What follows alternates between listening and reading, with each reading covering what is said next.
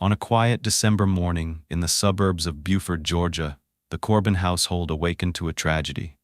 7-year-old Dune Corbin, crying and shaking, ran to the neighbor's house with a horrifying message. His words, spoken in a rush of fear and confusion that he couldn't wake up his mama, were enough to bring the neighbor back to his family's home. Inside, Jennifer Corbin, a 33-year-old mother of two, was found unresponsive in her bed. The scene was unsettling. The neat-kept home, once filled with the sounds of laughter and family life, was now the center of a growing mystery. What happened to Jennifer, a woman known for her kindness, creativity, and devotion to her children? I want to take you back to the morning of this tragedy. That day, it began like any other morning in the quiet suburban neighborhood of Bogan Gates in Beaufort, Georgia. The Corbin family home sat nestled among rows of neatly kept houses. Looking in from the windows outside, the house told a familiar story.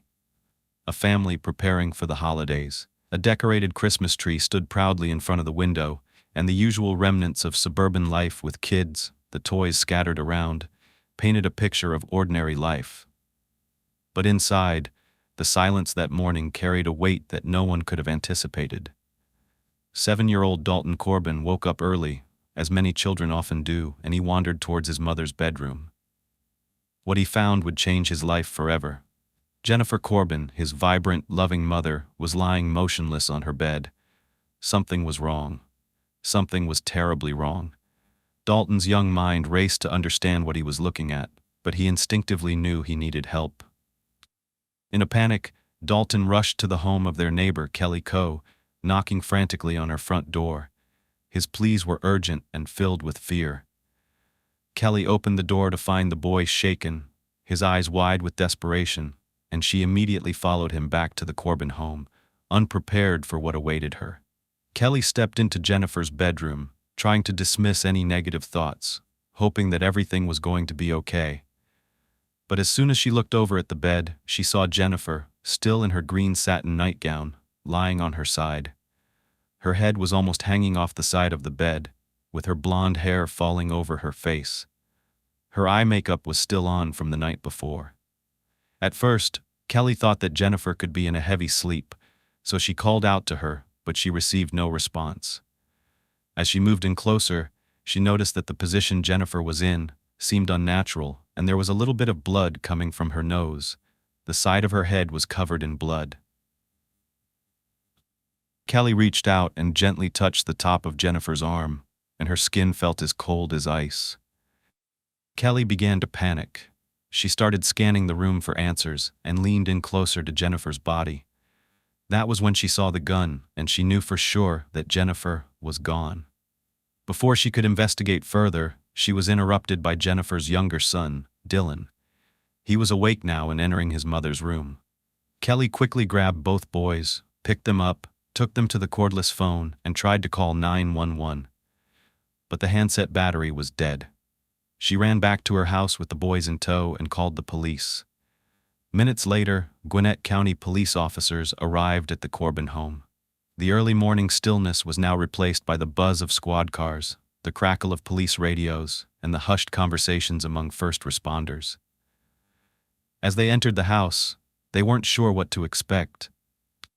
Looking around, the home's interior was neat and in order. There was no sign of forced entry or disarray in any of the rooms, nothing to indicate that a struggle had ensued. But the inside of Jennifer's bedroom told a different story. She was in her bed, lying on her left side, partially underneath her rose-patterned comforter. The strap of her nightgown was draped over her right shoulder, hanging down the side of her arm, which was resting on the right side of her body, with her hand near her waist. It almost looked as if, you can imagine, someone sitting up in bed with the covers pulled over them and then just falling onto their left side. The gun immediately caught the officer's attention. It was right in front of her right hand, as though it had fallen right out of it. There was a visible gunshot wound to the back right side of her head. Death investigators were called to the scene, as well as the coroner, to transport Jennifer's body to the morgue. The technicians documented the scene, taking both videos and photos of the entire home, paying close attention to the primary bedroom. As they got to the right side of Jennifer's body, they discovered something underneath her right shoulder. It was some paperwork. Upon closer inspection, it turned out to be divorce papers. The officers wondered if Jennifer, overwhelmed by marital discord, had resorted to taking her own life. Nothing seemed to have been taken from the home. There were valuables, like jewelry and electronics, still there. So they proceeded with the conclusion that this was self-inflicted. Officers are used to coming to scenes where someone has been shot while lying in bed, and they did this to themselves. Jennifer was 33 years old and had been the heart of the household. A devoted mother to Dalton, 7 years old, and Dylan, only 5, she was known for her creativity, kindness, and selflessness. Friends describe Jennifer as someone who always put her children first. A loving preschool teacher who balanced her professional life with her role as a mother. Jennifer's 40-year-old husband, Bart Corbin, was a successful dentist with a busy medical practice. Together, they appeared to embody the picture-perfect suburban dream. So, why were they getting a divorce? As authorities began piecing together the events that led to Jennifer's death, questions began to multiply. What happened to this vibrant young mother? Was it truly self-inflicted, or was there something more sinister going on? Answering those questions would have to wait, because first, they needed to notify the next of kin. Jennifer's father was the first to receive the heartbreaking news, and he had to relay that information to the rest of his family. None of them could believe it. When he told Jennifer's younger sister, Heather, she kept asking, "Is she okay? You have to tell me, is she okay?" Her father finally said, "No, Jennifer's gone." Heather couldn't believe it. She fell to her knees, sobbing. She had just seen her a couple of days before this. When they told her that it was self-inflicted, Heather immediately thought that that could not be true. She knew her sister. She would never do that, and there were 2 big reasons why. Their names are Dylan and Dalton, her young sons. Jennifer's father, Max, immediately drove to Jennifer's home with Heather and her husband, Doug, and Jennifer's mother, Narda, not far behind. Upon arrival, Max noticed several Gwinnett County Police Department cruisers parked outside. Max had been a steady presence in his daughter's life, and he struggled to be able to contain his emotions. He was visibly upset, to the point of anger, as he desperately told the officers he wanted to see Jennifer. But they denied his request. The police were still processing the scene, so they wanted to keep the family at a distance. They explained that his grandsons, Dalton and Dylan, were at Kelly Como's house across the street, and Max was instructed to go retrieve them. When he arrived, both of his grandsons were still in just their underpants from the night before, and now they were wrapped in blankets, waiting to find out what happened to their mother. Dylan was stoic. He was completely silent. Dalton was crying uncontrollably as he hysterically recounted the way he discovered his mother's body in her bed. Max, just like Heather, thought it was highly unlikely that his daughter took her own life. She wouldn't have left her sons behind like this. So let me tell you more about Jennifer. To those who knew her, Jennifer Monique Barber was a vibrant woman who had a magnetic personality. She effortlessly made friends wherever she went, and she dedicated her life to her 2 boys. Born on January 25, 1971, in Bowling Green, Kentucky, Jennifer was the second of 3 daughters to Max and Narda Barber. Jennifer's older sister is Regel, and her younger sister is Heather.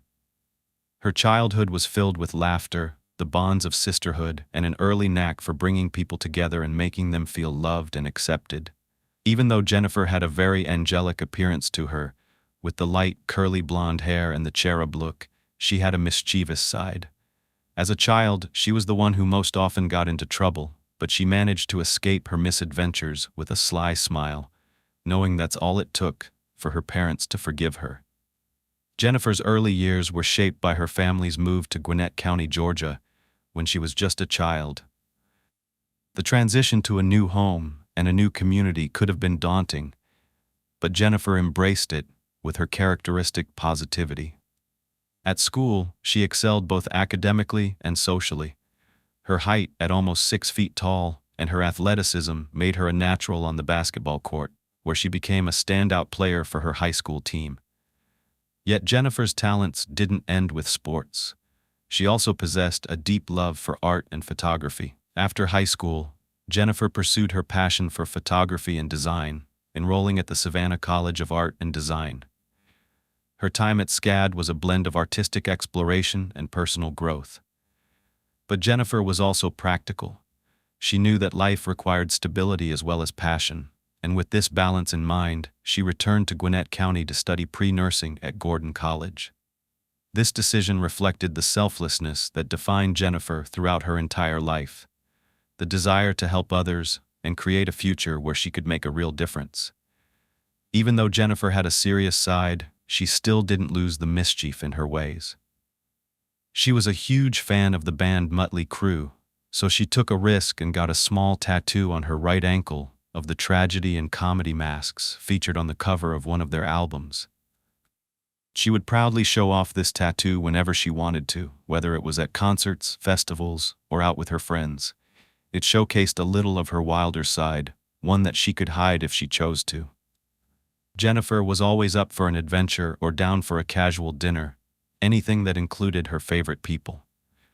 Her favorite drinks were mojitos, and her squash soup was a family favorite. All of her life, Jennifer dreamed of marrying a handsome, successful man, having children, and living a comfortable life, surrounded by her family and friends. Jennifer had the looks and the type of personality that was impossible to ignore, and it wasn't long before someone took notice, someone special.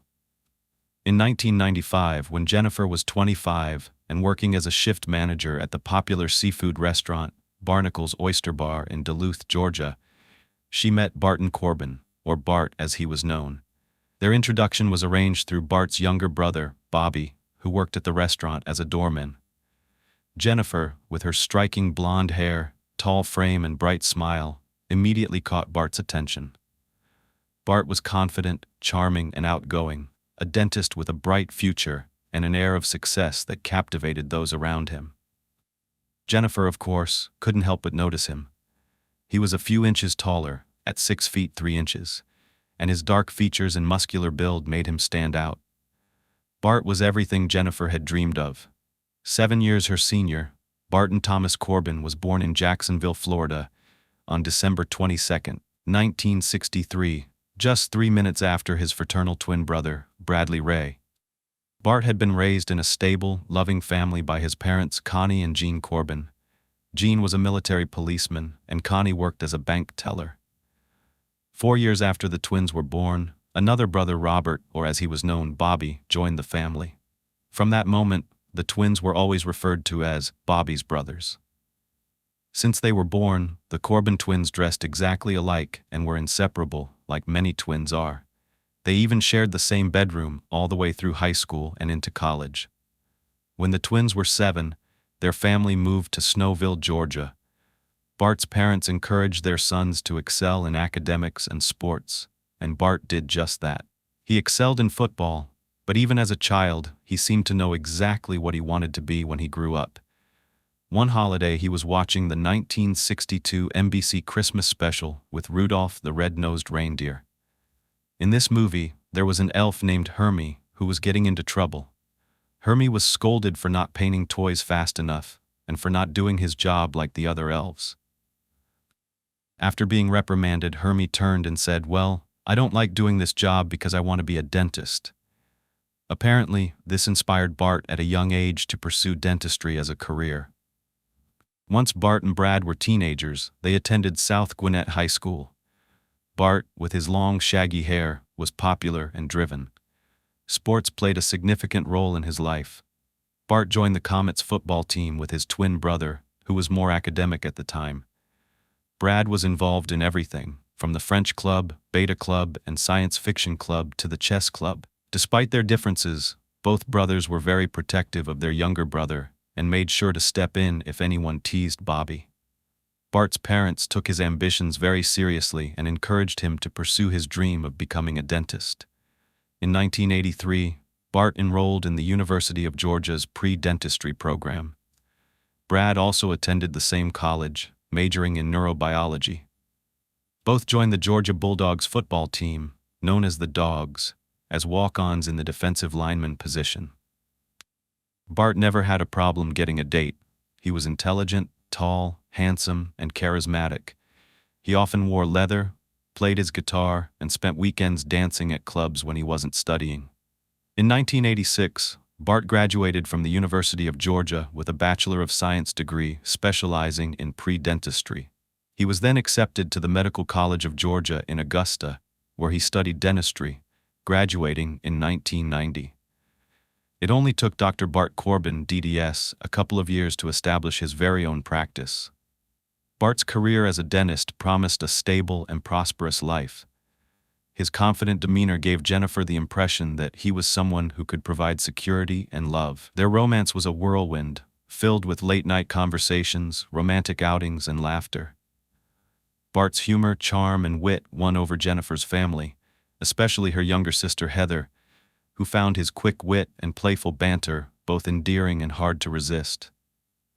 Bart fit right in on family vacations, becoming an integral part of the group.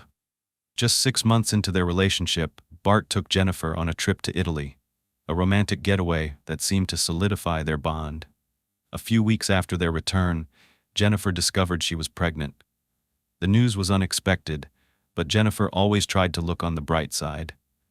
She embraced the idea of starting a family, because after all, it was one of her dreams. Bart proposed soon after, and when Jennifer was 3 months pregnant, the couple married on September 1st, 1996, in a picturesque outdoor ceremony at the Craven Pottery Plant, which Jennifer's father managed at the time.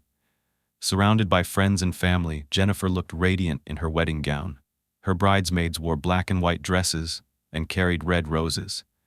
The couple looked deeply in love, ready to embark on a new chapter in their lives. The newlyweds never had a traditional honeymoon. They decided to call Italy their honeymoon, but Jennifer's parents allowed the couple to use their houseboat on Lake Lanier for a weekend before Jennifer gave birth. It was their very own baby moon. The houseboat provided a very unique and tranquil setting for their weekend getaway, allowing them to relax, unwind, and enjoy each other's company before becoming parents. For the time being, the couple moved into a home that Bart had already owned in Lawrenceville, Georgia, as they prepared for their son's arrival. He was born on March 12, 1997, and they named him Dalton Fox Corbin. Just the next year, in the summer of 1998, Jennifer was pregnant again. Now the couple knew they were going to need a bigger house, so they moved to a brand new upscale neighborhood in Bogan Gates and Boer, Georgia. They moved into a red brick home with blue shutters, a huge front yard, a big backyard, and lots of space for children to play. It was on somewhat of a cul-de-sac in a very small neighborhood with very big houses. They took possession of the house on the day their second son, Dylan Avery Corbin, was born on January 18, 1999. They were now the proud owners of 4515 Bogan Gates Drive, and also the proud new parents of their second little boy. As soon as they brought the baby home, their new neighbors from across the street, Kelly and Steve Coe, who had just moved in a month before them, thought it would be nice to invite them to the neighborhood by bringing over a baby gift. That is how Kelly and Jennifer became really good friends.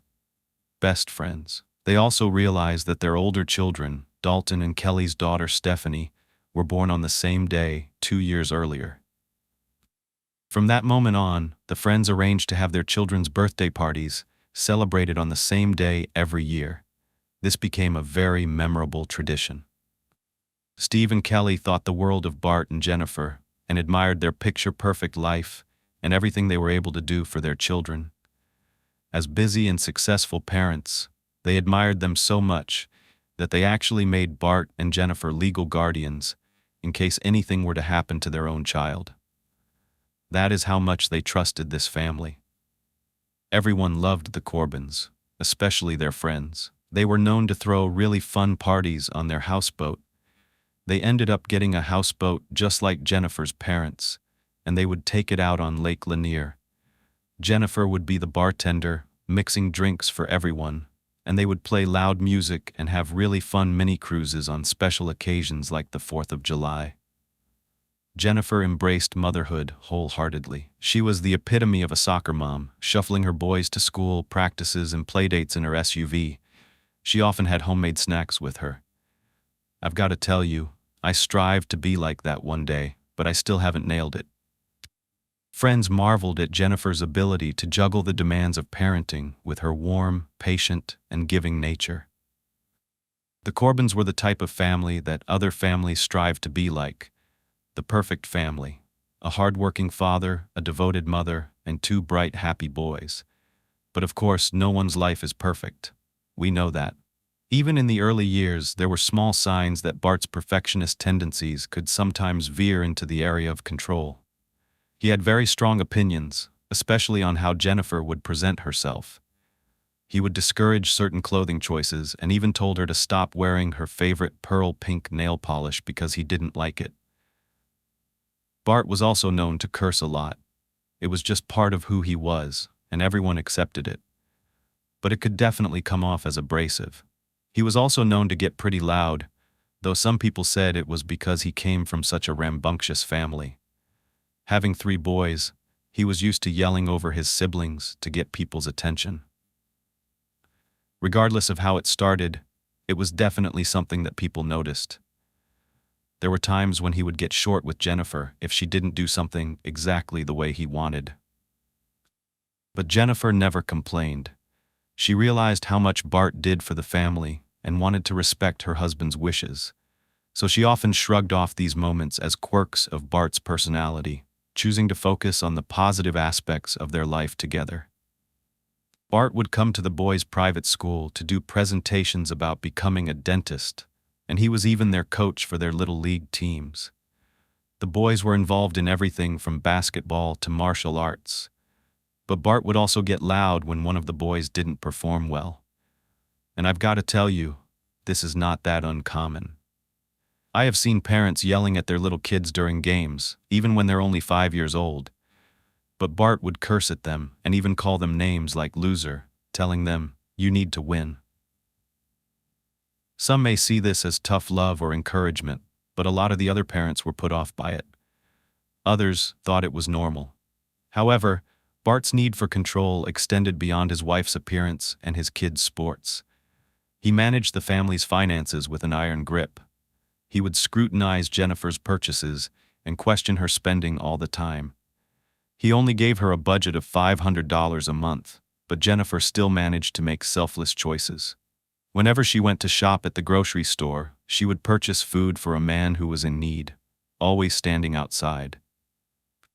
One time, she went as far as getting him an entire roasted chicken, mashed potatoes, vegetables, and a Coca-Cola. There were other subtle things that Bart would do or say that made Jennifer feel inadequate. Like when he saw her feeding the boys cereal for breakfast, he complained that it was laziness, that she needed to step up and make an effort to give them a warm meal every morning to start their day right. But Jennifer was far from lazy. She carried out all the household chores, taking care of the boys, cooking, cleaning. She was even responsible for the outdoor chores, like mowing the lawn and tending to their garden. These moments, when Bart would get on her for something he didn't agree with, hinted at an undercurrent of tension that Jennifer would rarely discuss.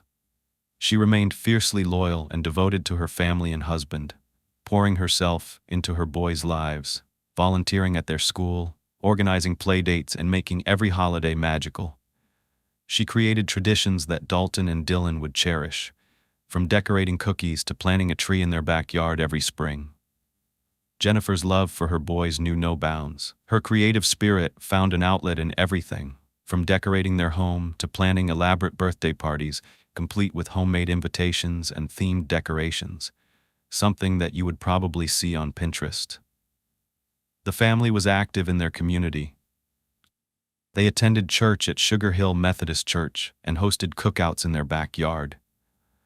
Jennifer just had a genuine interest in others, and she formed close friendships with other moms in the neighborhood. Bart was more reserved. Even though a doting father and hardworking, reliable husband, he came off a little more serious. As the years went on, Jennifer began to share small glimpses of her struggles with those who were close to her. She spoke of Bart's long hours at work and his growing temper, which often flared over even the most minor disagreements. Yet, she rarely dwelled on these moments. She chose instead to focus on her sons. Jennifer's life, like so many others, was a blend of light and shadow. She was a woman who loved fiercely, gave selflessly, and sought to create beauty in the world around her. But behind the laughter and the picture-perfect family photos, there were quiet struggles. Struggles that would eventually come to light under the harsh glare of this tragedy. And that brings us back to the investigation. Because sadly, Jennifer was now dead. And now that you know more about her, that's why I wanted to paint that picture for you. Maybe you'll see why her family could not believe she would take her own life. Jennifer's death was initially considered self-inflicted, and Detective Marcus, head of the Gwinnett County Police Criminal Investigations Department, arrived on the scene to document the death. But there were a couple of things that made him suspicious about this being self-inflicted, which caused the investigation to take a turn. The very first thing Detective Marcus had noticed was the position of the firearm. It was a Smith & Wesson .38 caliber revolver, an older gun, heavy, almost antique. The detective thought it was odd that it was actually obscured by the comforter, a heavy blanket. He wondered how it could have been covered like that, especially considering the position Jennifer was in. If it wasn't for the fact that there was a bullet wound in her head, it almost appeared like she had been asleep. But it was the divorce papers, and what happened next, that really made him challenge the assumption that this was self-inflicted. The papers were right under her right shoulder. He pulled them out to examine them. It was a summons, with the plaintiff being Bart Corbin, and the defendant being listed as Jennifer Corbin. It was dated November 29th, just a few days before, and it was stamped by the clerk of the Superior Court and signed by the deputy. So it appeared to have been served to Jennifer at some point after the 29th. It seemed that Bart had initiated divorce proceedings, and Jennifer had been given this paperwork, which at first appeared to have caused her to end her life. But the detective was still on the scene just after 10 in Gurley. When a Gwinnett Sheriff's Department deputy just nonchalantly walked up to the house, and guess what was in his hands? Divorce papers. He let the detective know that he was there to serve these papers to Jennifer Corbin. Why then were there already divorce papers underneath her dead body? That is when the detective radioed to headquarters and let them know that he was requesting a full search of the Corbin house, as well as an autopsy. But you might actually be wondering, while all this is going on, where is Dr. Bart Corbin? Well, that's what the investigators wanted to know. Finally, one of the neighbors made them aware that Steve Coe had made contact with Bart's younger brother, Bobby, and that Bart was at his home in Auburn, Georgia. The detective immediately got in touch with Bobby. He wanted to talk to Bart, but Bobby said, "My brother already knows what happened to Jennifer, and as you can imagine, he's upset." Meanwhile, the detective could hear someone vomiting in the background and sobbing. It was Bart. His brother Bobby let them know that as soon as Bart was see enough, he would make his way over to the house and speak with them. Over the next few hours, an investigation was underway. Detectives were combing through the entire home while Bart was still nowhere to be found. Many people were trying to reach out to him to let him know his kids were hysterical, his wife was dead. Where was he? His children needed him, and yet there was just silence from him. Now it is understandable that even if you are in the middle of a divorce, it would be very overwhelming to get the news that not only had your wife been killed, but your son had witnessed, at the very least, her deceased body. Bart knew his sons were in good hands with his in-laws, so maybe he was still collecting himself before making that 30-minute drive home. Meanwhile, the crime scene investigators noticed something else peculiar.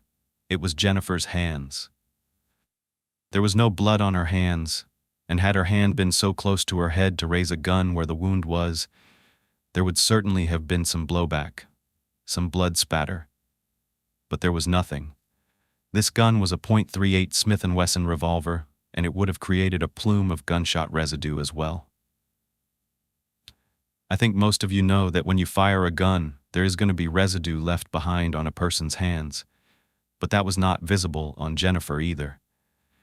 However, they did need to do a thorough gunshot residue test because sometimes it isn't as noticeable. so all of this was going to be requested at the medical examiner's office. Speaking of the wound, that was another thing that seemed a little bit suspicious. The actual position of where the wound was on Jennifer's head was kind of towards the back, behind her right ear. It wouldn't be impossible, but it definitely seemed more awkward than other places where self-inflicted wounds are usually seen.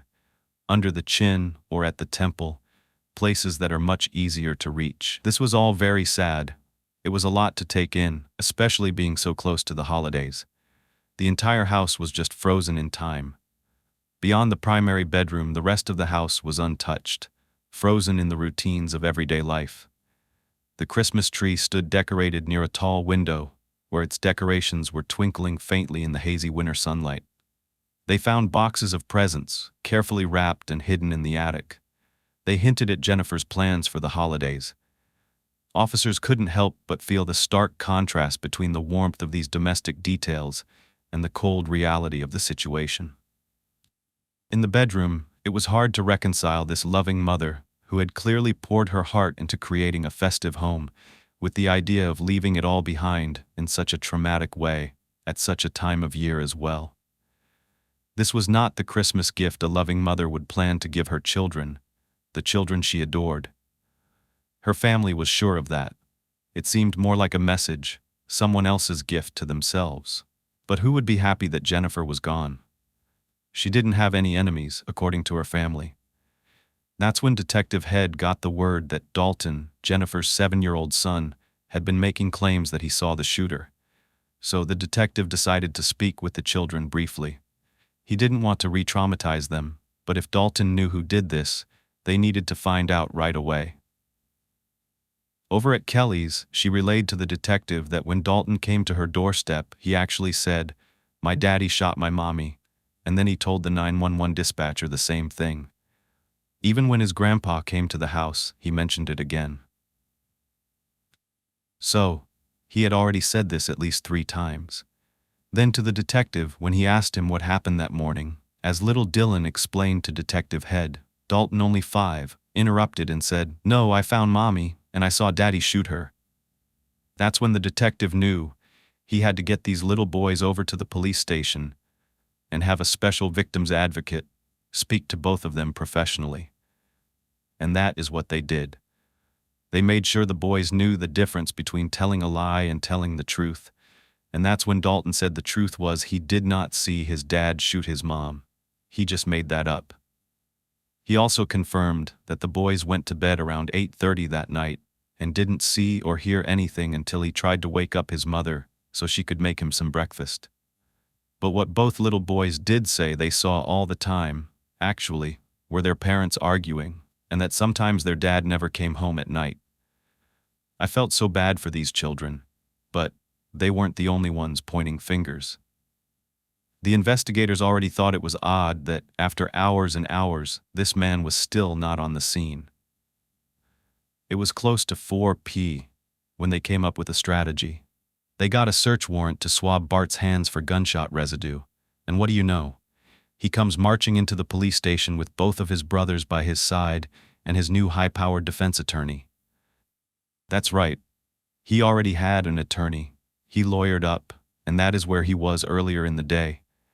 He was consulting with a divorce attorney, but then he was engaging a high-profile attorney, Doug Peters, who had already told Bart not to speak to anybody and not to say anything to the officers. However, they were allowed to swab his hands per the search warrant.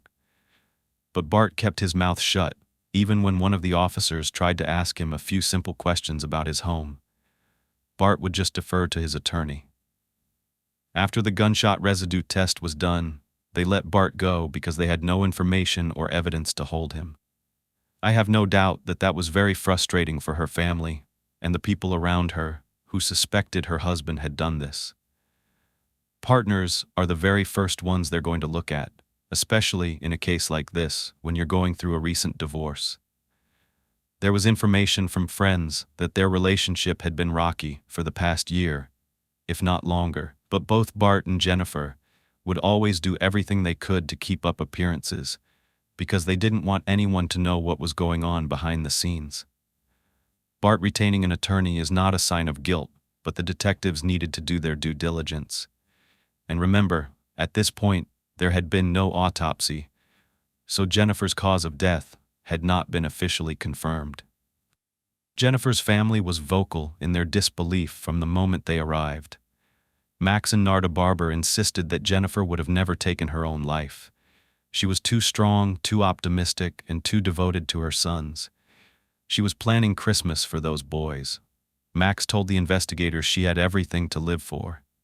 He said, and Heather echoed those same sentiments, pointing to the excitement that Jennifer had expressed about plans to move into her new apartment and starting fresh. Heather described Jennifer as hopeful about the future, not hopeless, a woman determined to rebuild her life for the sake of her children. The notion that she would leave these boys to wake up and find her in such a traumatic state was unthinkable, especially to those who knew her best. As investigators presented their initial findings to Jennifer's family, the Barber family grew increasingly adamant that something had gone wrong. Heather pointed out that Jennifer had never expressed any interest in firearms, let alone owned one. She wouldn't even know how to handle a gun, they insisted. But it wasn't just theories and opinions from her family. The forensic discoveries raised doubts as well. Once Jennifer's body was removed, crime scene technicians noticed something. They brought in an alternative light source and were looking for blood droplets on the headboard and the wall, where it should have normally been. In a case like this, if you're looking at the trajectory of where this wound was, most of you know what it would look like if someone got shot the way she did.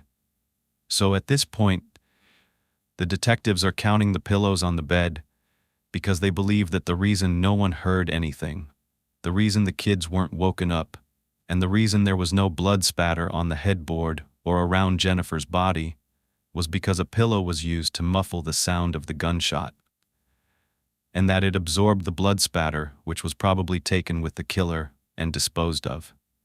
It looked like Jennifer's body was staged in the position she was found in. They did not believe she was sitting up the way she was when she was found. They believed that someone actually took her from underneath the covers after she was shot in the middle of the night, while she was sleeping, and manipulated her body into that position, then tucked the gun where it was found. I'm showing you this. The gun was directly in front of her right hand, but it wasn't in her hand. Instead, it was beside her, right below her hand, as though it fell right out of that position, and it was partially covered by the comforter.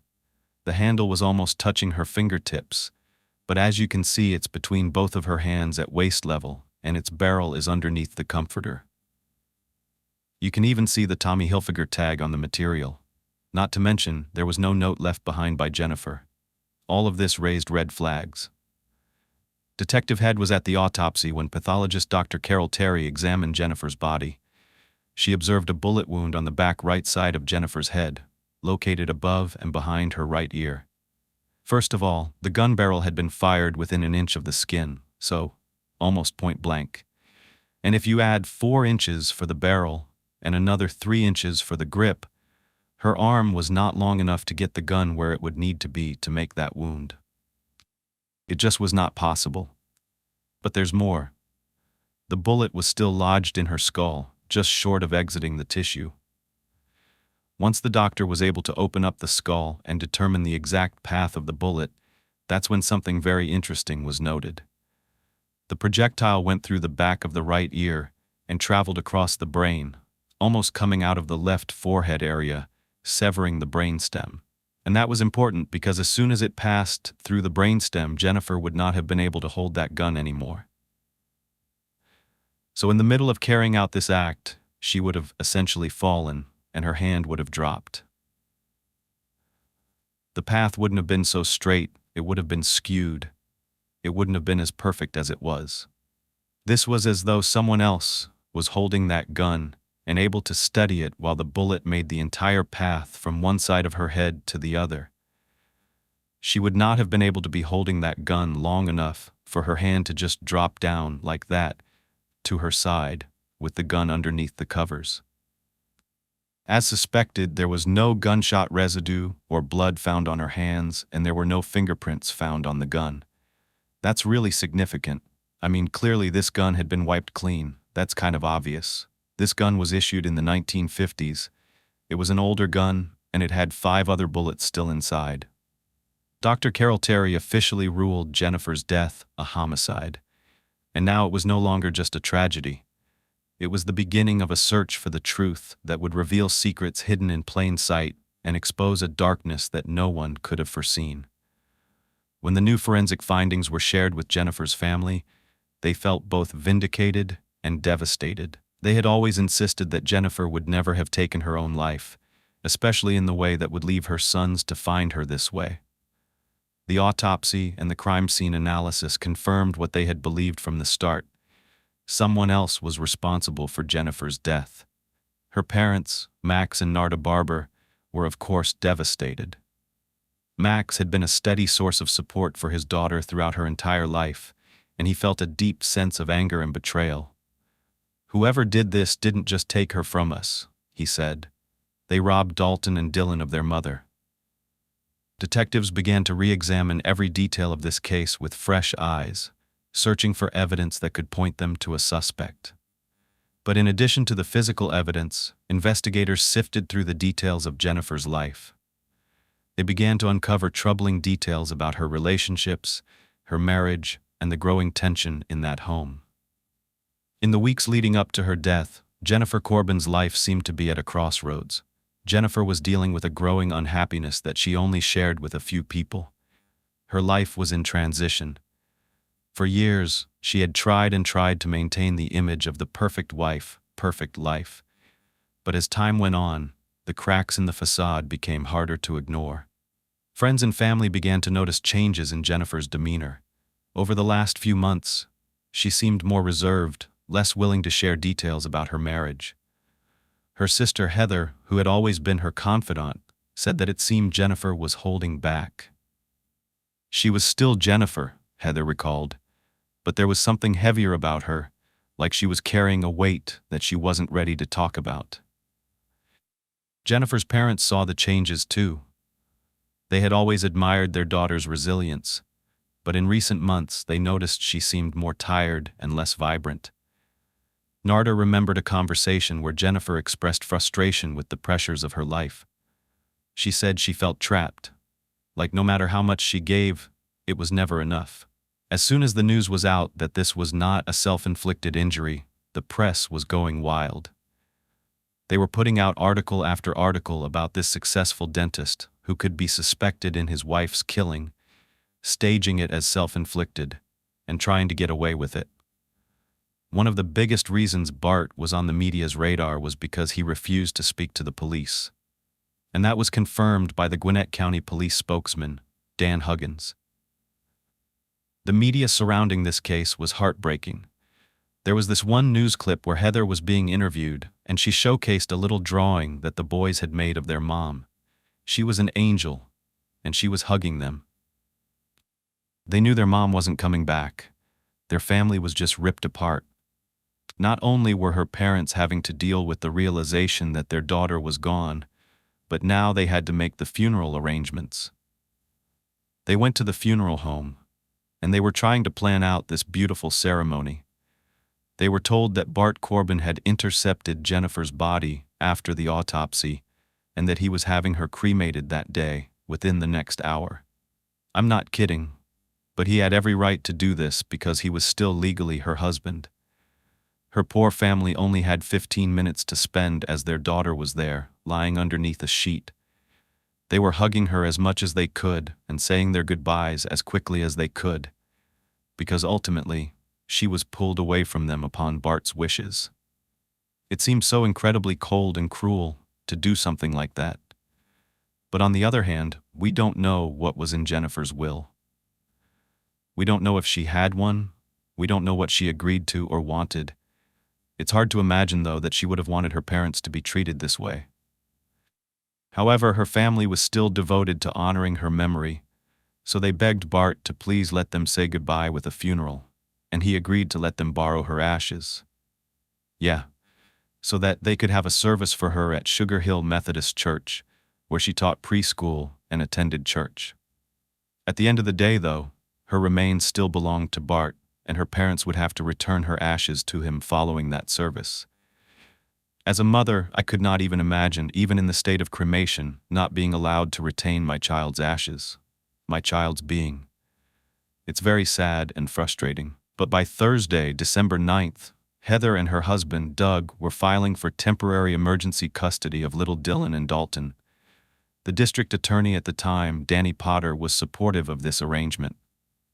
Porter was officially on this case now, and one of the main reasons that the district attorney gave the judge for the children not to be allowed back in Bart's custody was because he was a suspect in this crime. The sons were essentially witnesses, not necessarily to the killing itself, but to the turmoil in the household and the past that led up to this point. The request was granted by the judge. The district attorney was confident that Bart was their guy. They had already started getting subpoenas for his phone records, pulling up all the divorce documentation, and also interviewing friends and family members far and wide about any information they had regarding the couple and their relationship. Let's start with Bart's career, shall we? As early as 1994, so just a few years after he graduated from dental school and had his own practice, he was already having problems, and most of it was because of his erratic behavior, his short temper, and the turnover at his practice.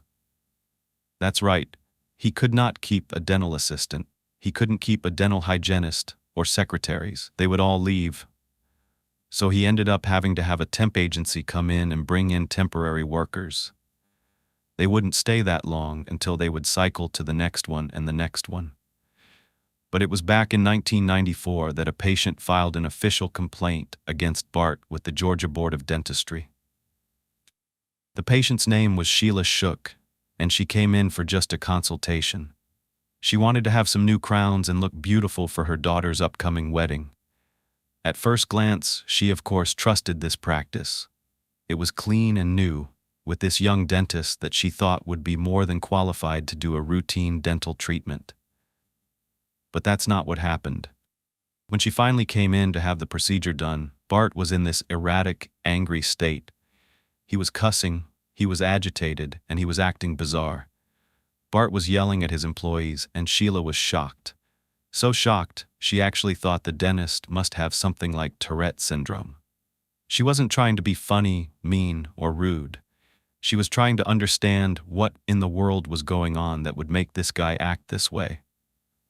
And she wanted to give him the benefit of the doubt, thinking that he couldn't be acting this way for no reason.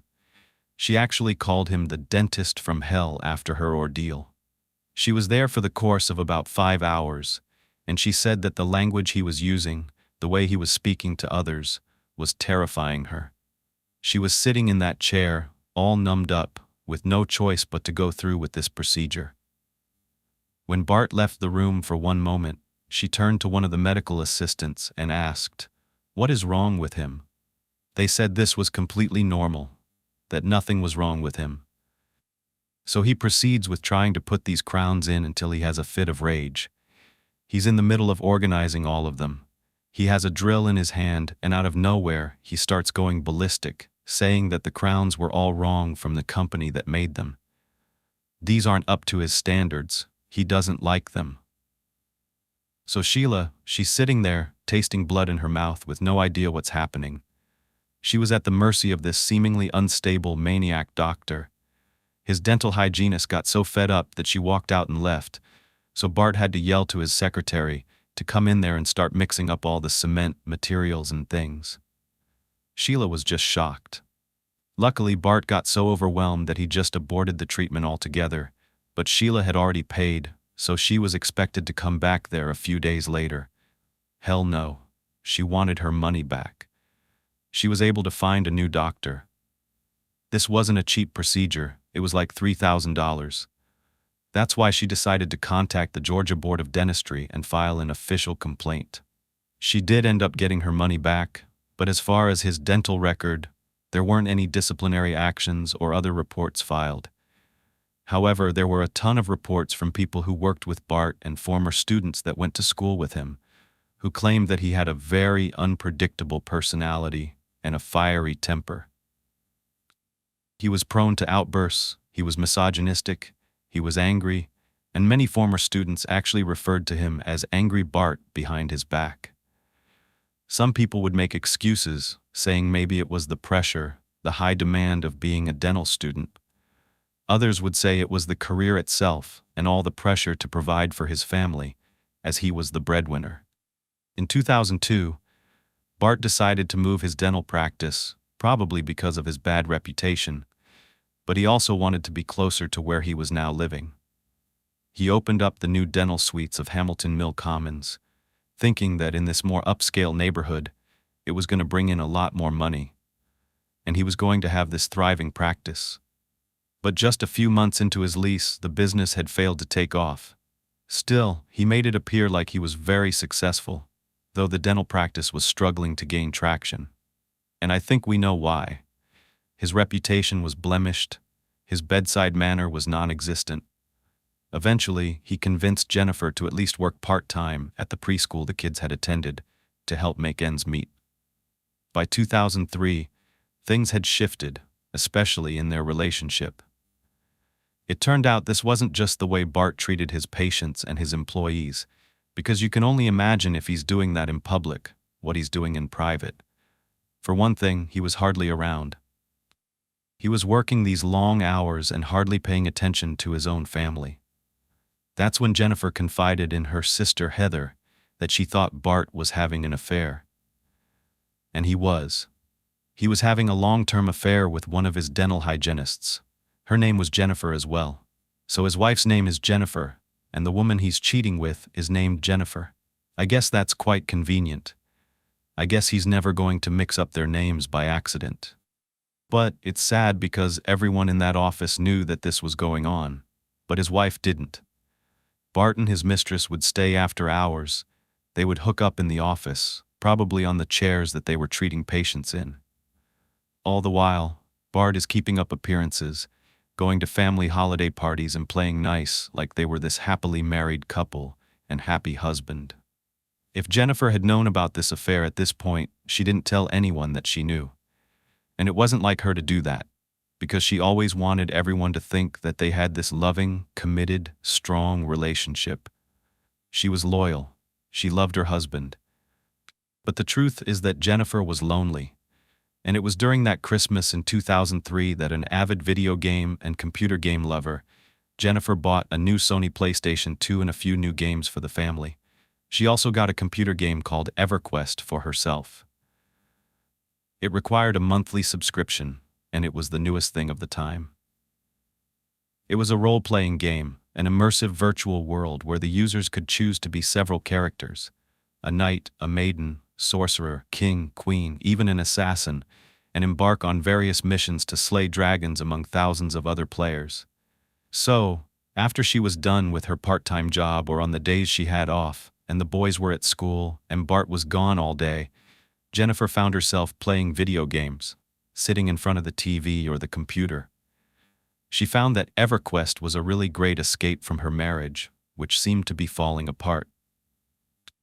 Before I tell you what happened to Jennifer while she was playing this game, I want to tell you what the investigators had uncovered about who Bart was in relation to his family and his wife. You could have guessed, but he wasn't the doting dad or the loving husband he appeared to be. It was almost as though Jennifer was his possession from day one, and her job was to fulfill all of his wants, needs, and pleasures. He wasn't happy that she got pregnant. As a matter of fact, his own family admitted he never wanted to marry Jennifer. If she hadn't gotten pregnant, he wouldn't have, because he thought she was too young, immature, and not wife material. His parents actually let him know, "You have no obligation to marry Jennifer just because she's having your child." But Bart thought it was the right thing to do. The investigators talked to everyone close to Bart, even the woman he was having an affair with. During the search and seizure of the house, they found some of Bart's journals. Through a combination of everything they found, it was revealed that when Jennifer initially discovered she was pregnant with Dalton, Bart reacted angrily and told her he wished she would just get an abortion.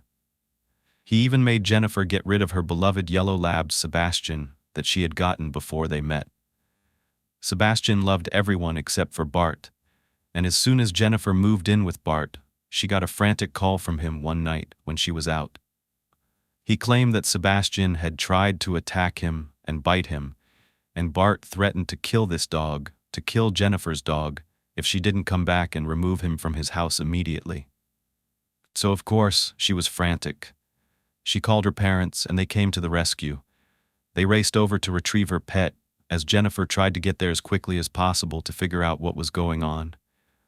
By the time everyone was there, Bart had actually locked himself in his room, and he demanded that Sebastian be taken away. She begged her parents to take care of Sebastian, and they agreed. They ushered this terrified dog out of the house, and as heartbroken and confused as Jennifer was, at least she knew that her dog was in good hands. Eventually, she and Bart moved past this incident, and once the children were born, Bart would present himself as a caring father on the outside. His behavior towards Dalton and Dylan painted a very different picture behind the scenes. He didn't have any patience and lacked genuine love for his sons. When Dalton was just an infant, Bart's jealousy became evident. Jennifer doted on her baby boy, and Bart felt anger towards her for that. If the house wasn't kept clean to his standards, he would get mad at her, even though she was sitting there trying to take care of their son. But when she did make the effort to straighten up the house, then he would complain that she neglected to spend enough time with him. Bart's journals revealed his discontentment. He wrote that Jennifer would spend an hour cleaning the kitchen when she could have spent that time with him. I think there are a lot of guys out there that would feel pride and joy after becoming a parent, but Bart was not one of them. His reaction to his son's presence was the complete opposite. He would wake up every morning grumpy, muttering loudly and angrily, throwing things around as he got ready for work. He would complain about this little boy. He was very inconsiderate of his wife and his new child. She was doing her best as a new mom, and he was being so loud every morning. Just imagine this time when a woman is feeling insecure, overwhelmed, and needing help the most. He didn't care. He was getting ready for his day and was seemingly oblivious to the fact that there were other people sleeping in the house. Jennifer started noticing his demeanor and realized that he was deeply troubled, and there was nothing she could do about it. When she got pregnant the second time with Dylan, she had a mixture of excitement, but also fear. She knew Bart, and she knew he was already struggling with fatherhood, and she knew he would probably be angry. But to alleviate his anger, Jennifer bought a little baby rattle and a pair of infant socks and wrapped them as a present to announce her pregnancy to her husband. She was hoping that this cute little gesture would put him in a better mood and soften his reaction. But for some reason, all I could think about in this moment was Chris Watts, because I will never forget that cringy video of Shanann announcing the pregnancy of their son, and him just having this cold demeanor about it. Well, in this case, Bart's reaction was far from what Jennifer had wanted, but it was what she had anticipated. Instead of joy, his face was filled with anger and frustration. He threw the rattle against the wall, and it shattered into pieces. As time went on, though, Bart's attitude toward his children continued to deteriorate. He referred to Dalton and Dylan as nothing more than accidents. This was something he would say in front of his friends. It was so clear that Bart's primary focus was his selfish desires, with little regard for the emotional well-being of his wife and children. Bart ended up getting a vasectomy after Dylan was born, ensuring that Jennifer would not have more children. This decision was solely based on Bart's desire to control his family and their future. Jennifer had no say in this choice. It was just another act that demonstrated Bart's disregard for her feelings, wants, and needs, and his inability to be a compassionate and loving husband. First, Bart showed pretty much no interest in his sons, except for when they got to the age where they had an opportunity to join their town's Pee Wee Sports League. Then his attitude shifted, and suddenly he found himself making time for his two sons. It was like a switch had flipped, and now he was devoted, putting more and more time and energy into their athletic endeavors. But remember, his own father did the same thing with him, always pushing him to do well in sports. It was almost like his sons were an extension of his success, and all of a sudden, Bart wanted them to succeed so that he could brag about how gifted his children were and how he was the reason by coaching them to success. It was all about him. But similar to his father, Gene, Bart believed in the transformative power of sports. For him, sports were more than just entertainment. They were a way of life. So his boys had to take it seriously. He pushed Dalton and Dylan towards greatness, and at face value, this doesn't seem to be a problem. But it was the way Bart would do it. It was his approach to coaching his son's baseball team that was problematic. I already hinted at the fact that this man would yell at his sons in front of everyone. Bart believed that anything less than perfect was not acceptable. I don't know how you expect perfection from anyone, especially a child, but after every practice or game, Bart would just unleash this like criticism on these boys. He would accuse them of not trying hard enough, literally calling them stupid bastards, idiots, even saying the word mother effing right in front of all these other little boys on their team. Even their preschool teacher, Mary Sude, who ended up working alongside Jennifer later on when she took on that part-time job, actually witnessed Bart telling his sons to shut up, right in front of everyone. She was taken aback by it, and she did not think it was right, and neither did Jennifer. Bart's expectation of perfection came with a cost. His harsh criticisms and derogatory comments began to strain his relationship with both his wife and his kids. She may have put up with it when it was only directed towards her, but once her kids were involved, the constant negativity and the verbal insults became unbearable. She stopped sitting by Bart during her son's baseball games, because if she couldn't stop him, at least she didn't have to listen to it. Jennifer was the complete opposite. While Bart displayed this possessiveness and controlling nature, Jennifer was warm, patient, and supportive. When her boys came off the field upset because of their father's shameful behavior, Jennifer immediately gave them hugs and kisses. She told them that they were great and that they didn't have to do this. They could do anything they wanted. They didn't have to play sports if they didn't want to. What child would want that much pressure on them? However, Bart's coldness towards fatherhood wasn't that shocking to Jennifer. The red flags had been there from the beginning, but she did her best to try to ignore them as long as she could. Jennifer once confided in her mother that Bart had warned her before they got married that she needed to always remember he was the doctor and would always be the one in charge. Bart would belittle Jennifer. He would call her a bimbo who could never be of his caliber. He made her feel like she wasn't a good mother. There were times he would complain, like I told you about the cereal in the morning. I told you a little bit about that, but what I didn't tell you is that he would actually threaten to replace her, to find someone else who could do better, be a better mother to these boys than her, if she didn't do things right. So, there was an immense amount of pressure on this poor woman. She was walking on eggshells, being put down, made to feel inferior, constantly criticized about everything, from her appearance to the way she mothered the boys to fulfilling this man's desires as his wife. Once she suspected that he was cheating, her self-esteem went down even lower. But still, she knew this was a lot to risk. She was willing to work on her marriage, so she suggested that they go to marriage counseling. She believed that maybe talking to a neutral third person could provide them with the support and guidance that they needed. But Bart was not going to have it. He was not comfortable with the idea of revealing his personal life, his personal business, to just some stranger. So he declined Jennifer's offer. But Jennifer still thought that she could salvage her marriage by doing everything she could to make Bart happy. So many people feel this way.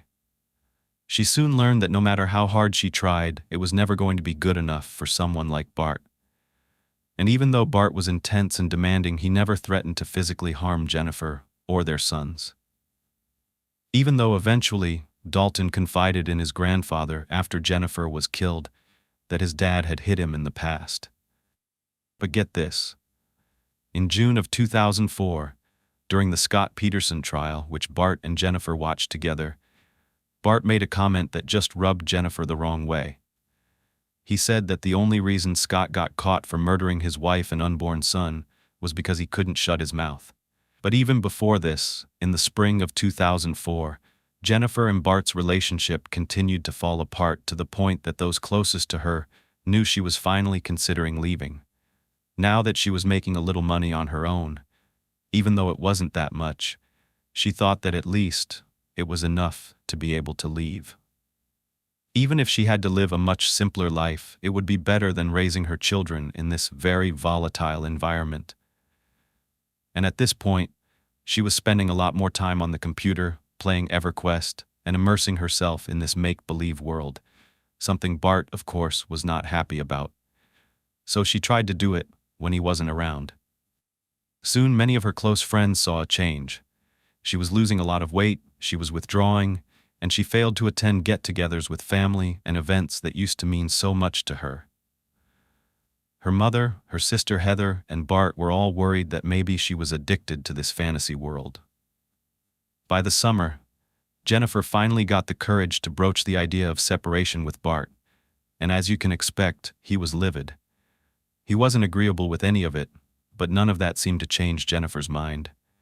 She and Bart began sleeping in separate bedrooms, and she told her family that she was no longer in love with him. Yet, she would always love him for giving her 2 beautiful boys. She felt deprived of the love that she felt she deserved, and she desired. Bart's family noticed that any time they came over for family dinners, Jennifer no longer cared to be part of it. She certainly wasn't entertaining guests like she used to. Instead, she was playing on her computer, a video game, or watching TV by herself. But at the same time, her friends like Kelly and Steve were oblivious to this other side of Jennifer. They saw the happy, lively, excited woman they always knew. When she told Kelly that she mentioned a separation to Bart, she said that he actually agreed, but told her that she would need to figure out how to afford everything on her own because he wasn't going to give her a dime of his hard-earned cash.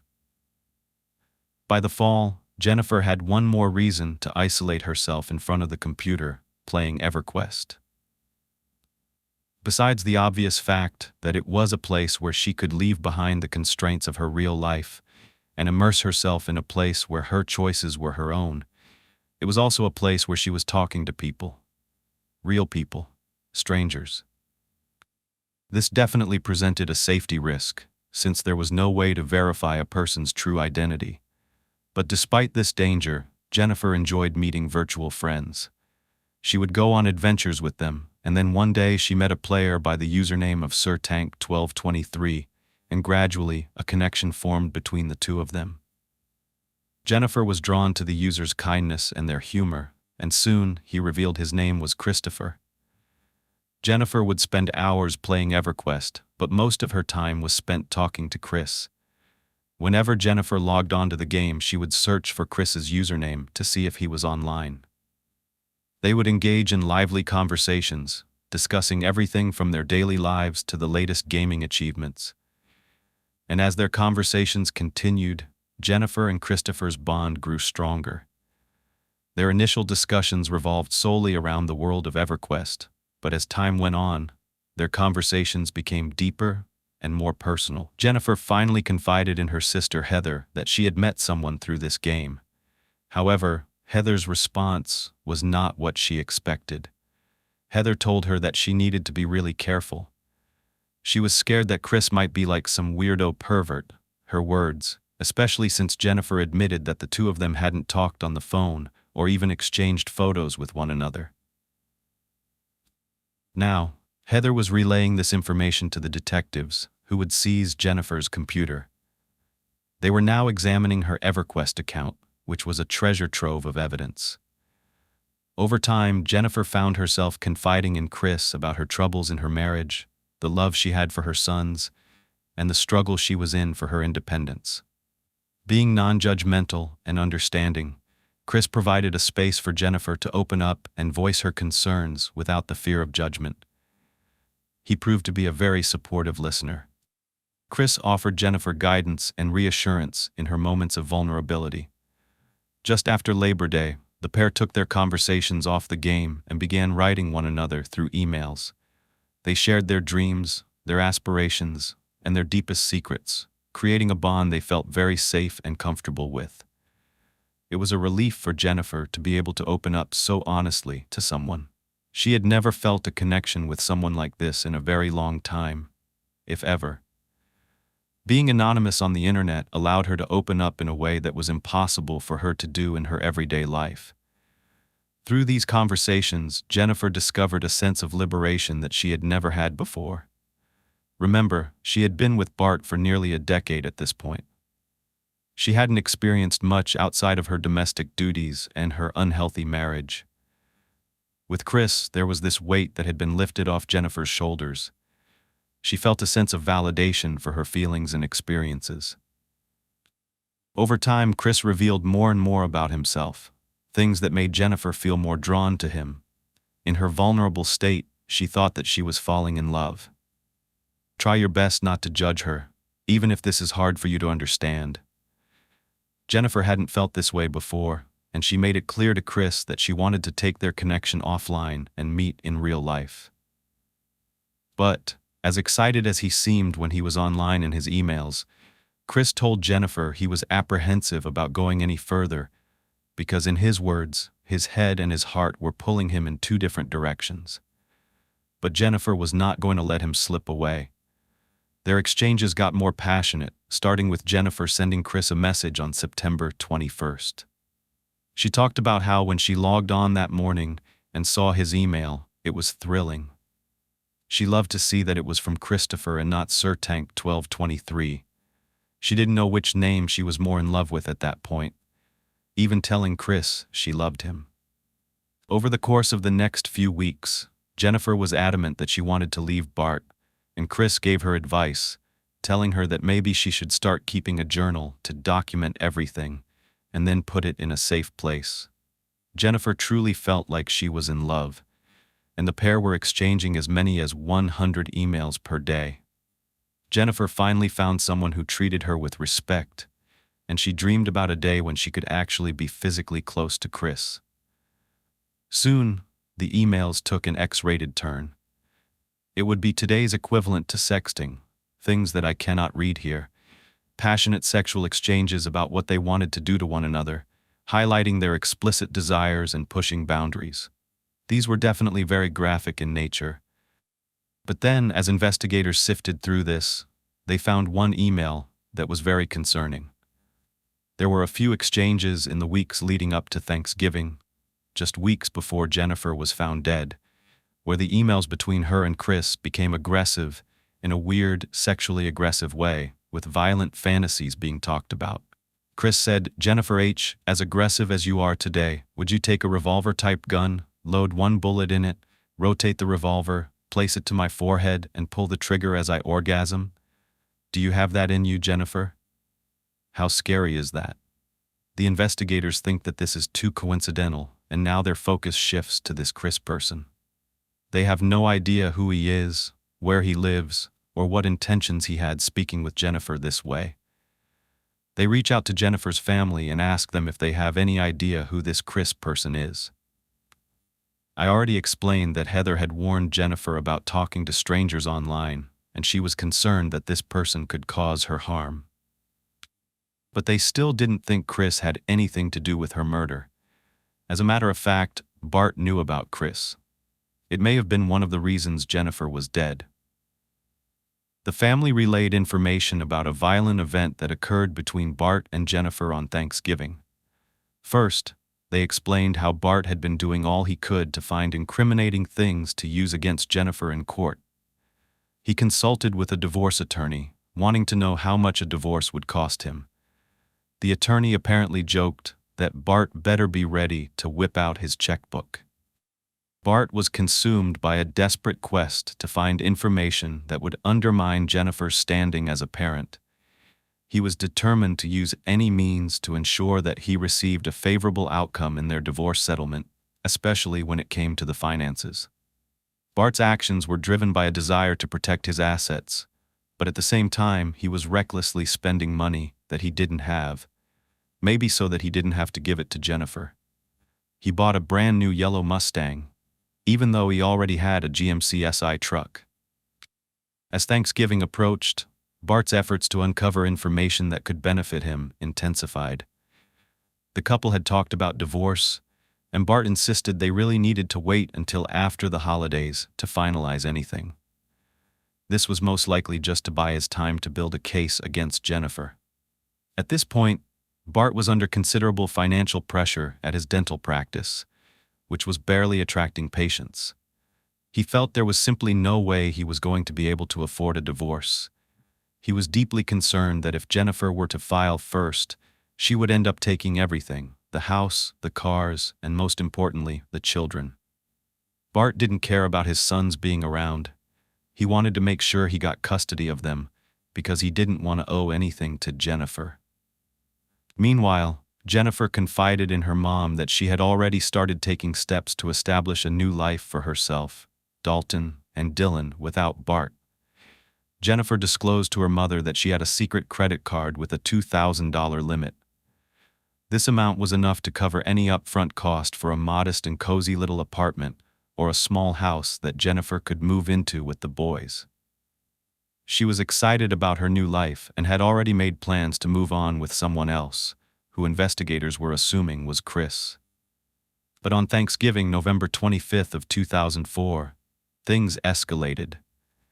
Heather was hosting a dinner at her and Doug's house in Dawsonville. Jennifer's parents, Narda and Max, were going to be there, as well as Jennifer's older sister and everyone's children, so all the cousins were going to play there together. Jennifer was driving Bart and the boys when her mom called and asked her if she could stop and get some items from the local grocery store before she got to Heather's. Jennifer pulled in, parked, and ran into the store, leaving Bart behind with the boys. While she was inside, Bart took this opportunity to rifle through his wife's purse, going through every pocket, trying to find anything he could use as evidence against her. And unfortunately, he found what he was looking for. In a moment that Jennifer needed comfort, hope, and something to be able to pull out and look at, she had printed out a poem and some emails that Chris had sent to her. She folded them up and put them into her purse for safekeeping. It gave her hope to carry on, and now it was in Bart's hands. He was reading through a number of conversations that Jennifer thought would remain private.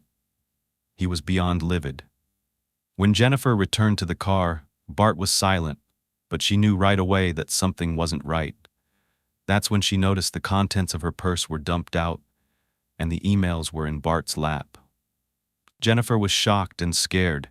She continued to drive to her sister's, as she and Bart just sat in silence, but she could feel his fury. She could tell that something was brewing. As soon as they pulled up to Heather's, Bart ran inside and began vomiting in the bathroom, clearly overwhelmed by what he had discovered. After vomiting, Bart emerged from the bathroom, pale and in shock. He sat in the corner of the house and refused to speak to anyone or participate in any of the festivities with the family. Jennifer tried her best to enjoy their time as a family, as the kids were oblivious to what was going on, playing nicely with their cousins. But around 6 p.m., Bart just got up abruptly and told Jennifer it was time to leave. Then he just walked out the door and sat in the passenger side of Jennifer's SUV, waiting for her. I found it really odd that he expected his wife to drive. I don't know, I just hate driving, and my husband offers every single time. I just kind of felt like Jennifer was not only the chauffeur for the kids, but she was also his chauffeur.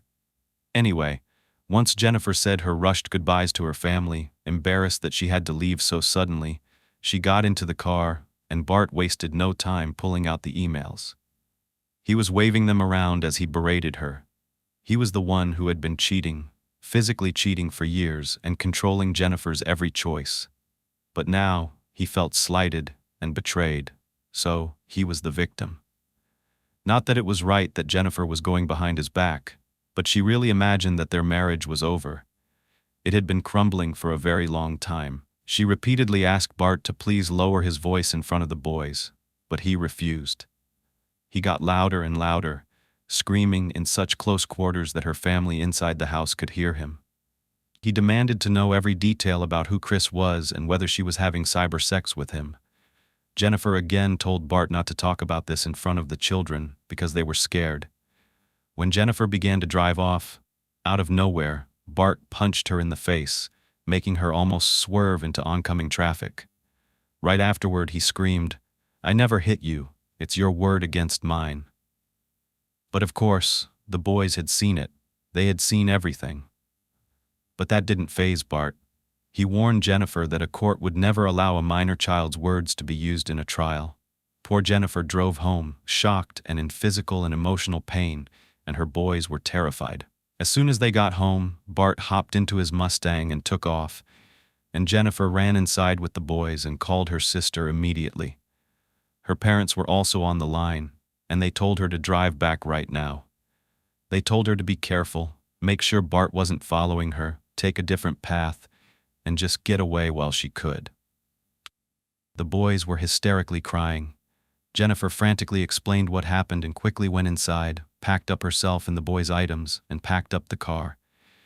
As she was standing out in her driveway, she noticed her neighbor, Kelly Coe, standing outside. Kelly shouted excitedly, "Happy Thanksgiving," across the street to Jennifer. In response, Jennifer replied almost casually, "Happy Thanksgiving, Kelly. Bart just punched me in the face." Kelly was shocked by what Jennifer said. She quickly ran over to help Jennifer and the boys get into their car. After this, Jennifer made her way back to her sister's house. Dalton and Dylan, who were in hysterics by this point, eventually calmed down.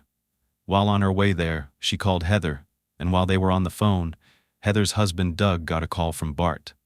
Bart told Doug, man to man, that whatever Jennifer was saying was a complete lie. He called her a cheater and said he never hit her. Even though Doug pretended to be on Bart's side, he knew that this man had major issues. For the rest of the evening, Heather, Jennifer, her older sister, and her parents sat and talked about everything, trying to come up with a safe plan for Jennifer and her boys. This was on a whole new level because Bart had never gotten physical like this before. The poor children were traumatized. They were jumpy, clinging to their mother's side.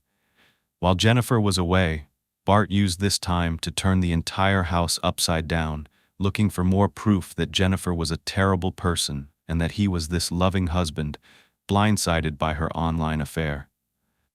He took apart Jennifer's computer and removed the hard drive, then sent it to an expert to try to hack into her emails and retrieve anything he could. It was war. He even found the journal that Chris had suggested she keep, with all the issues about her marriage inside and the things that Bart had done to her. He read through the entire thing. Jennifer tried as she could to use some code words, especially when it came to Chris. She only used his last name Hearn when she talked about him, how he made her feel, and her plans for the future. Bart was now armed with more evidence to use against her, and Jennifer was deeply worried about this entire situation. She knew that Bart was attempting to paint her as a bad mother because he wanted to gain custody of their sons. Bart's intentions were purely malicious. He wanted to hurt Jennifer as much as he could, to inflict as much pain as possible. She realized there was not going to be an easy way out of this marriage, but she was determined to prioritize her and her son's well-being. This Thanksgiving incident served as a breaking point for the couple, leading Bart to ultimately retain an attorney and prepare to file for divorce several days later, on November 29th. Before Jennifer could file herself, he had to be first in his divorce petition. Bart wanted his attorney to make demands for the house, the furniture, full custody of the boys, and for Jennifer to pay for his attorney's fees. He planned to file a restraining order against her as well, saying that he was concerned for his safety and well-being. Bart expressed in the documents that he was willing to split their debt that they had accumulated during their marriage, but he insisted that Jennifer owed a major portion of it. I find that hard to believe when he's buying Mustangs. He also liquidated Jennifer's bank account, his bank account, and even got a cash advance on his credit card. He began planning a future without his wife, even calling the husbands of all of Jennifer's friends to give them his side of the story. He told Steve Coe and his brothers that he had proof that Jennifer was cheating, and he was pissed that somehow she was able to delete all of her emails that she exchanged with her lover, so he couldn't use them against her in court. He only had that printed one, but that was proof enough as far as he was concerned. But Jennifer had already been explaining everything to Kelly, her best friend. She had already witnessed a lot and knew that the internet relationship wasn't anything serious. She never even met that person. It was just something she used as an escape. But there was more to the story of Chris and Jennifer, things that no one knew about. Jennifer had deleted all of those emails, but the investigators were able to retrieve them, and they uncovered a bombshell. Chris was not who he said he was. And I know this case keeps getting deeper and deeper, more twisted and convoluted, and I couldn't even believe what they found. Right before Thanksgiving, Jennifer had been pressuring Chris to send photos to prove to her that he was who he said he was, and she was insisting that they at least talk on the phone or meet in person, since Jennifer had gotten to the point where she was considering being with Chris when her divorce from Bart was finalized. But all of a sudden, Chris became distant. He refused to do any of those things to help Jennifer feel more secure in their relationship, no matter how much Jennifer begged him. Finally, Jennifer wrote an email that said, "I feel that you have come to know me better than anyone in my life, that I can tell you all of my thoughts and secrets, and I'm safe with you. I feel so safe when I'm with you, and yet I've never laid my eyes on you. Oh, Chris, don't you know how much we need to be able to see into each other's eyes, to hold that moment, and just look into each other's souls? I hear you say my name every time you type out Jennifer. It's in your voice, and I hear your laughter every time you tell me to shut up. Damn, I want to know how it really sounds, Chris. The little things you do and say, the rose from your emails, the rose you gave me the other night on Wids, and down to the horn of sorrow that I didn't even remember me telling you I wanted one. How, in passing, I told you my sister was a Scorpio, and you were able to recall that and throw it back into our conversation a couple of days later. All because I know you love me, and it matters. Damn, there are other things you do and say to me that touch my heart every day. I love you, Chris." The response that Jennifer got was not what she was expecting. She had been catfished, and it makes me so sad for her and so angry that people do this. It's infuriating. Chris was not a man at all. He was a she, Anita Hearn. She lived out in Missouri and was married with kids of her own. She too had been using EverQuest as an escape from her own problems. She said she was so sorry for lying to Jennifer, but I truly don't think she understood the damage that she had done. Poor Jennifer. Can you imagine the shock that she felt when she opened up that email, expecting a love letter back, but getting this admission, with Anita even insisting that Jennifer accept her as a bisexual woman and continue their relationship? When Jennifer read all this, she was so shocked that she spent the rest of the night crying by herself. Everything was falling apart, and now the future that she planned with Chris would never exist. He wasn't even real. And if you've never been catfished, because it's happened to me, it is so devastating. You would know if you've been in a situation like this. It's just unbelievable. Jennifer was risking so much, thinking that she was with this new man who would be there to protect her if she was ever in danger, and Bart was determined to make her life miserable. And this was all for nothing. All those conversations, all of those feelings meant nothing. Around 6 a.m. the next morning, Jennifer was finally able to think straight enough to respond to Chris, who was really Anita. The subject line of the email just said the F word. Jennifer wrote, "I can't take this. I even fell in love with the name Chris. I can't take it.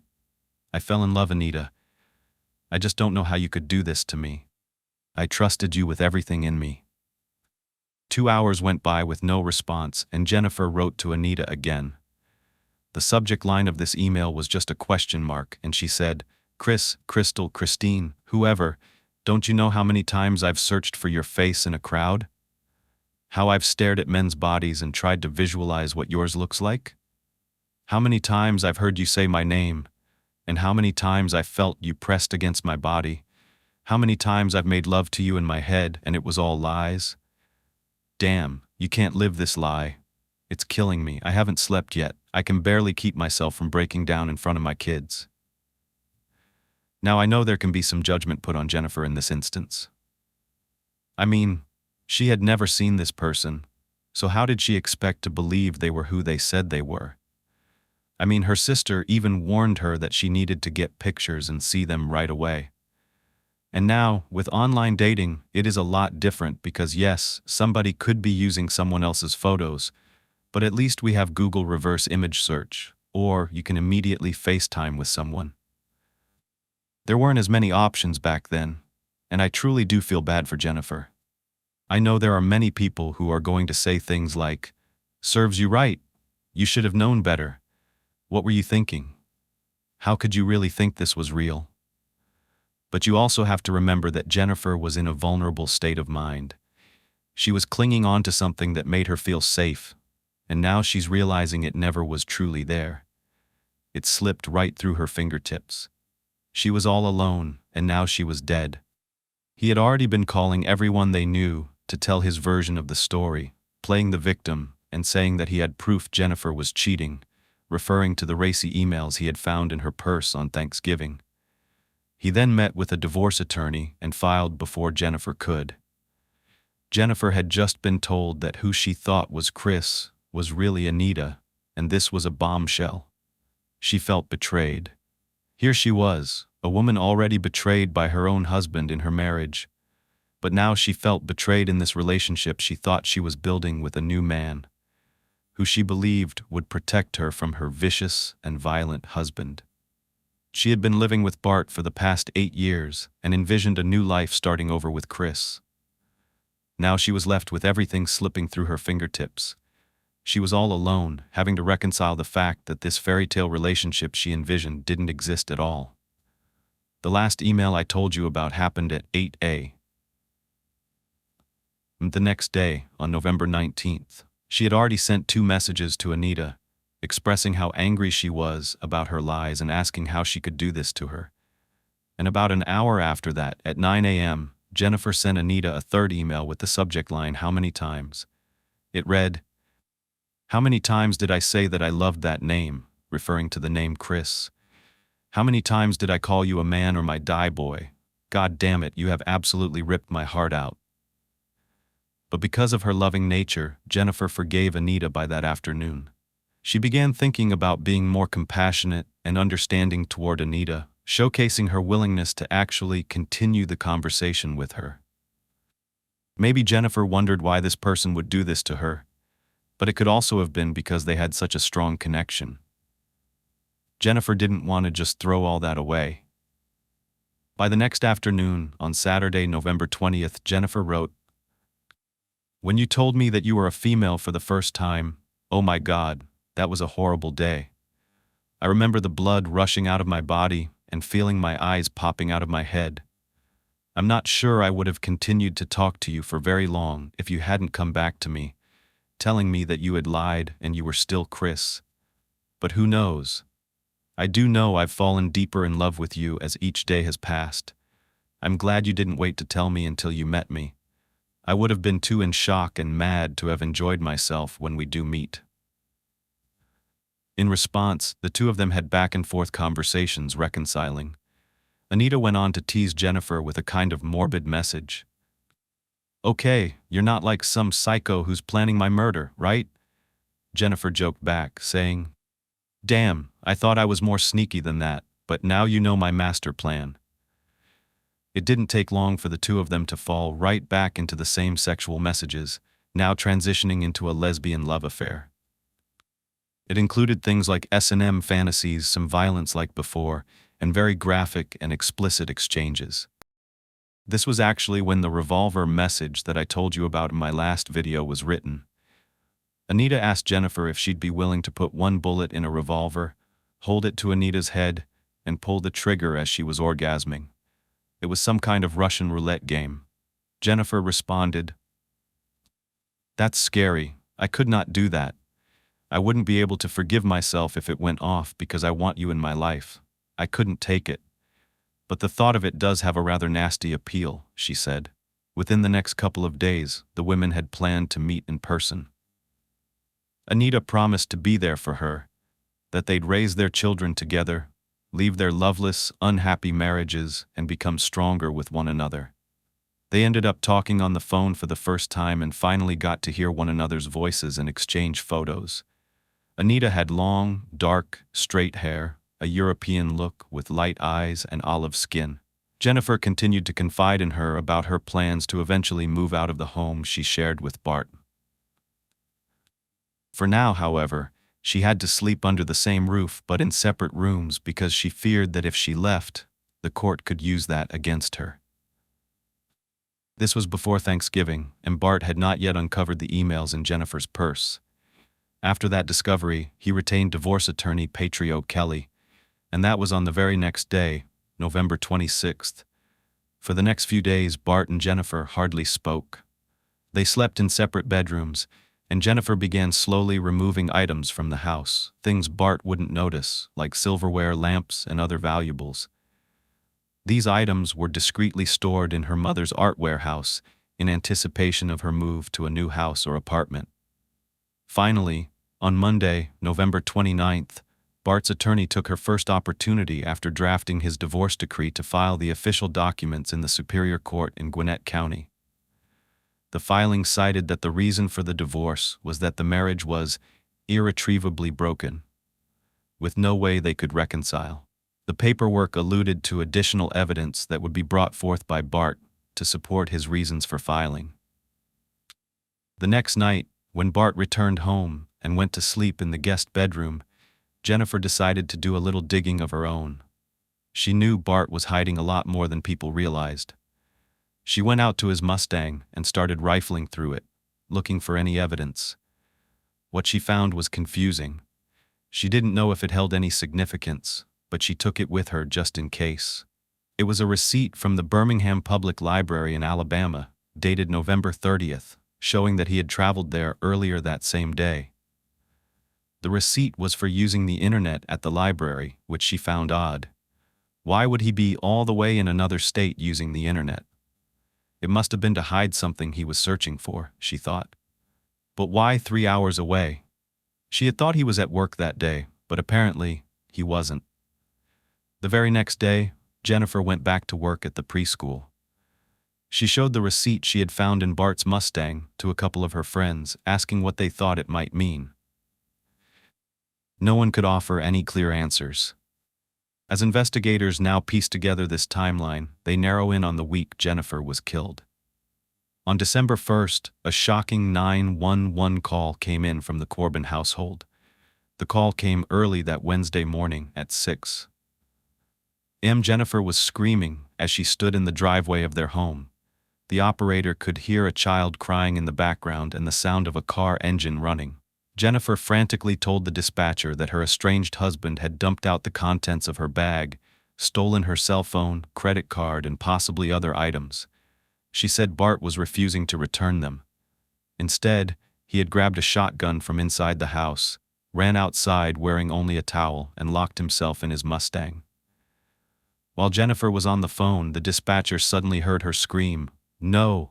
No, no!" The engine roared and Bart sped away, running over Jennifer's foot in the process as he raced down the driveway and onto Bogan Gates Drive. The police arrived shortly after and filed an aggravated domestic incident report, but Jennifer refused to press charges. She didn't want to escalate the situation any further and declined medical attention. Even though her foot was hurting, it didn't appear broken. She could still walk on it. Jennifer voiced her fears to the police, explaining that Bart had likely stolen her belongings to find information to use against her in their divorce. She was deeply concerned about his behavior. Later that night, she confided in Anita, expressing her belief that Bart was spying on her to gather ammunition for the divorce proceedings. At this point, Jennifer had not yet been officially served with divorce papers, but she knew they were coming. Despite all the challenges she faced, Jennifer tried to remain hopeful. She looked forward to the holiday season, trying to maintain a positive attitude. For Jennifer, Christmas was always a special time of year. She was excited about putting the finishing touches on the Christmas tree in the dining room. Nearby, boxes were neatly stacked, filled with sentimental Christmas collectibles she had accumulated over the years. Some were heirlooms passed down through generations, while others were handmade treasures from her sons, Dylan and Dalton. Even though Christmas was still weeks away, Jennifer had already purchased and wrapped many gifts for her boys. These presents were hidden in the attic, waiting to be brought down on Christmas morning, and placed under the tree. However, the fear her sons felt was evident to everyone, including their neighbors. Little Dalton had confided in his friend Stephanie, saying he was terrified that his dad would kill his mom if she tried to leave him. He had begged his father not to hurt her. Bart, apparently, reassured Dalton that he would never do such a thing. Jennifer herself didn't want to believe Bart would harm her, either. She thought his love for their sons would prevent him from crossing that line, even though Bart had punched her in the face just days earlier. For investigators, Bart's financial troubles and Jennifer's plans to leave the marriage presented a clear motive. Divorce would upend Bart's carefully curated lifestyle. It would mean splitting their assets and possibly losing custody of his sons, an outcome Bart was not willing to accept. That night, Jennifer told Anita that she and Bart had sat down and calmly discussed their divorce.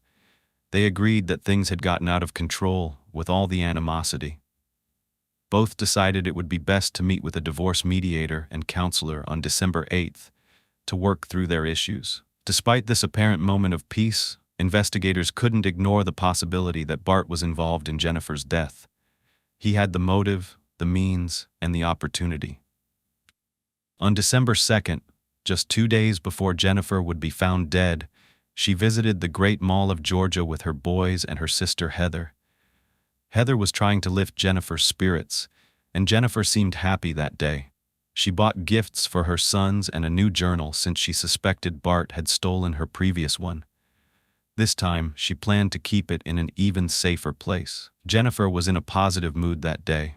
She and Heather made plans to meet the next evening after work for their weekly ritual, a girls' happy hour at Kelly's place. But that evening, she did meet at Kelly's across the street, and little did she know that hours later, her 7-year-old son would be running over there to tell Kelly that his mom was dead. While the children played together, Jennifer and Kelly drank White Russians and danced to country music. Jennifer played "Live Like You Were Dying" by Tim McGraw on repeat, and if you've never heard this song before, I have to say it's pretty chilling. It's about a guy in his 40s who finds out that he has an incurable disease, and he wants to take his last moments here on Earth to basically check off the things on his bucket list: skydiving, riding a bull, forgiving people who hurt him, with the chorus being, "Someday I hope you get the chance to live like you were dying." It's about making the most of your time here on Earth, and Jennifer's time was so limited. It would be the last night that she took Dalton to one of his basketball games. Bart stayed home and watched Dylan, and when Jennifer got back, he had plans to go out with his friends that night and stay at his brother's house. Just to kind of cement the fact that Jennifer did not take her own life, her friends and family recounted that evening, she was in really good spirits. She was talking about Christmas holiday planning and things in the future. But as they dug into who she was speaking to last, they uncovered that her last correspondence was a phone call and an email to Anita Hearn. They knew that they had to make contact with her to finally piece together what the last conversation was about. Also, they needed to rule out that Anita had nothing to do with this, because had her husband possibly gotten involved in this affair and done something to Jennifer, everything had to be looked at. Anita had actually already reached out to Jennifer's family when she hadn't heard from Jennifer in a couple of days after that last conversation. She got really worried, and she had her sister call Jennifer's cell phone. Apparently, Jennifer's mom answered and gave her the heartbreaking news that Jennifer was dead. She couldn't help but wonder if there was anything she could have done, but now she was helping. She was giving investigators a lot of information about Jennifer's state of mind, indicating she would not have taken her own life. Investigators also checked out Anita and her husband's alibis, and neither one of them could have carried out the murder. They were ruled out. But now they were focusing on those phone calls and the email from that night when Jennifer was murdered. Anita and Jennifer started their night by playing EverQuest on PlayStation 2, but then they started to exchange messages on there, and then they moved to talking on the phone. They talked for a few hours and ended their conversation around 1:42 a.m. So now they knew that Jennifer was still alive at that time. So, between then and around 6, when Dalton found her, someone came in that house and took her life. They'd ruled out everyone they could, except for Bart. Anita stated that she and Jennifer had fallen in love with each other's souls and believed that they could make a life together in Georgia, raising each other's children. Anita also said that Jennifer was not depressed and that she confided in her that Bart had traveled to Alabama on the 30th, and Jennifer suspected that he had gone there because someone maybe had informed him of finding a really good attorney. However, the trip itself raised a lot of suspicions. Even though Bart was refusing to cooperate with police, people around him were being interviewed.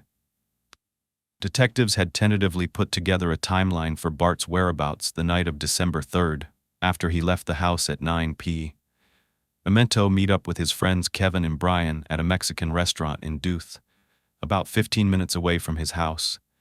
His friends said that they had dinner together and a few beers, and then they left to go to Buffalo Wild Wings, about 10 minutes away. They hung out there, had some more to drink, leaving sometime around 1 a.m. According to them, the investigators went ahead and contacted the management of that establishment, and they were able to bring up receipts. It showed that these 3 guys drank 14 beers that night between all of them, and apparently Bart was way too drunk to drive, so his friends wouldn't give him his keys. They took them away from him, but the thing is, he had a spare set, and he jumped into his truck and drove off. They said they had no idea where he went after that. According to his brother Bobby, he ended up at his house that night, and then the next morning is when he got the news about Jennifer's death. This looked like it could have been Bart's alibi. His brother's house is 30 minutes away, and that is where he supposedly spent the night. Remember, all this information is being gathered within days of Jennifer's murder. By December 10th, the day of Jennifer's funeral, where her parents had to literally borrow her ashes because Bart was the legal owner of her remains, officials finally officially named Bart a suspect in his wife's murder. So of course, no one was expecting him to show up at Jennifer's funeral, but there he was, dressed in a perfectly tailored suit with his brothers by his side. Jennifer's loved ones gathered on one side of the church and Bart's family gathered on the other side. You could feel the tension. It was really difficult for everyone to mourn the way they wanted to, because the person they believed killed Jennifer was standing right there. The detectives that were working on the case were also there, keeping a close eye on Bart, and this funeral was a mess. It was full of reporters just trying to get a story, twisting everything that was happening around. Both sides of the family felt very violated. This was a huge news story, with the family on both sides doing multiple interviews. Bart's family and Jennifer's family were making statements supporting their own loved ones and chastising the church for letting the TV crews in because now the media was painting their own picture of what was going on. But I think Bart could do that on his own. He actually requested for Jennifer's ashes to be given back to him a couple of days after the funeral, and this was so devastating for Jennifer's family. They had to hand over her remains to this man who they thought was guilty of killing her, but they complied. However, detectives had their own picture of exactly what went on, because, unbeknownst to anyone right now, they were going to get a major break in this case. Actually, 2 of them. But the first one is why I had to break these videos up into 2 parts, so I'm going to start there. The same day that Jennifer was killed, her mother got a phone call from a woman named Mary Sue Day. She was a former co-worker of Jennifer's at the preschool, and actually used to be Dylan and Dalton's teacher before moving away about a year earlier. She and Jennifer had been close. She introduced herself to Jennifer's mom, Narda, who was still beside herself with heartache over the news of her daughter's death. Mary Sue wanted to know who was in charge of the investigation, and at first, Narda was a little bit defensive, asking, "Why does that even matter?"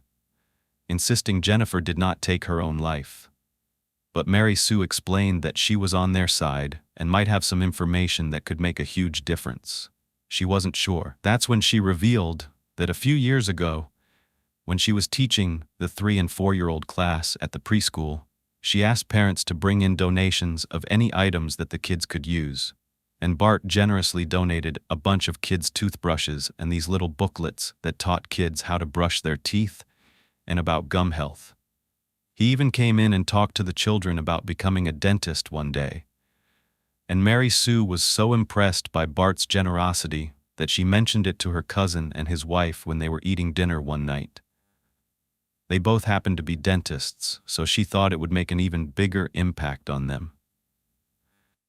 Of course, they wanted to know who this kind doctor was. But when Mary Sue said the name Dr. Barton Corbin, her cousin and his wife exchanged a very odd look with one another, and then they disclosed to her that they'd gone to school with Bart, and quite frankly, he did not have a good reputation, mostly because of what happened between him and a female student named Dolly.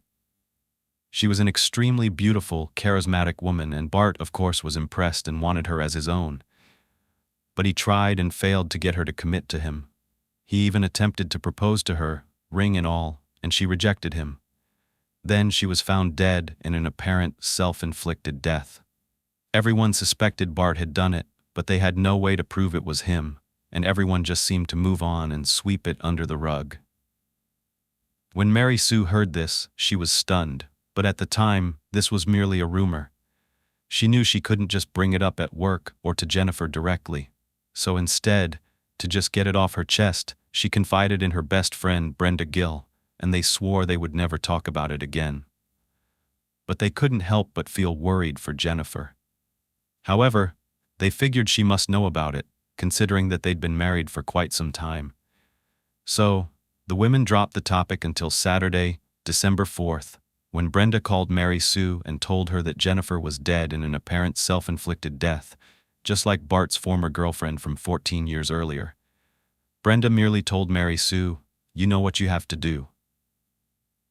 They knew this could not be a mere coincidence. Then Mary Sue told Narda, and she was shocked. She said, "Oh my God, I wish you would have told someone sooner."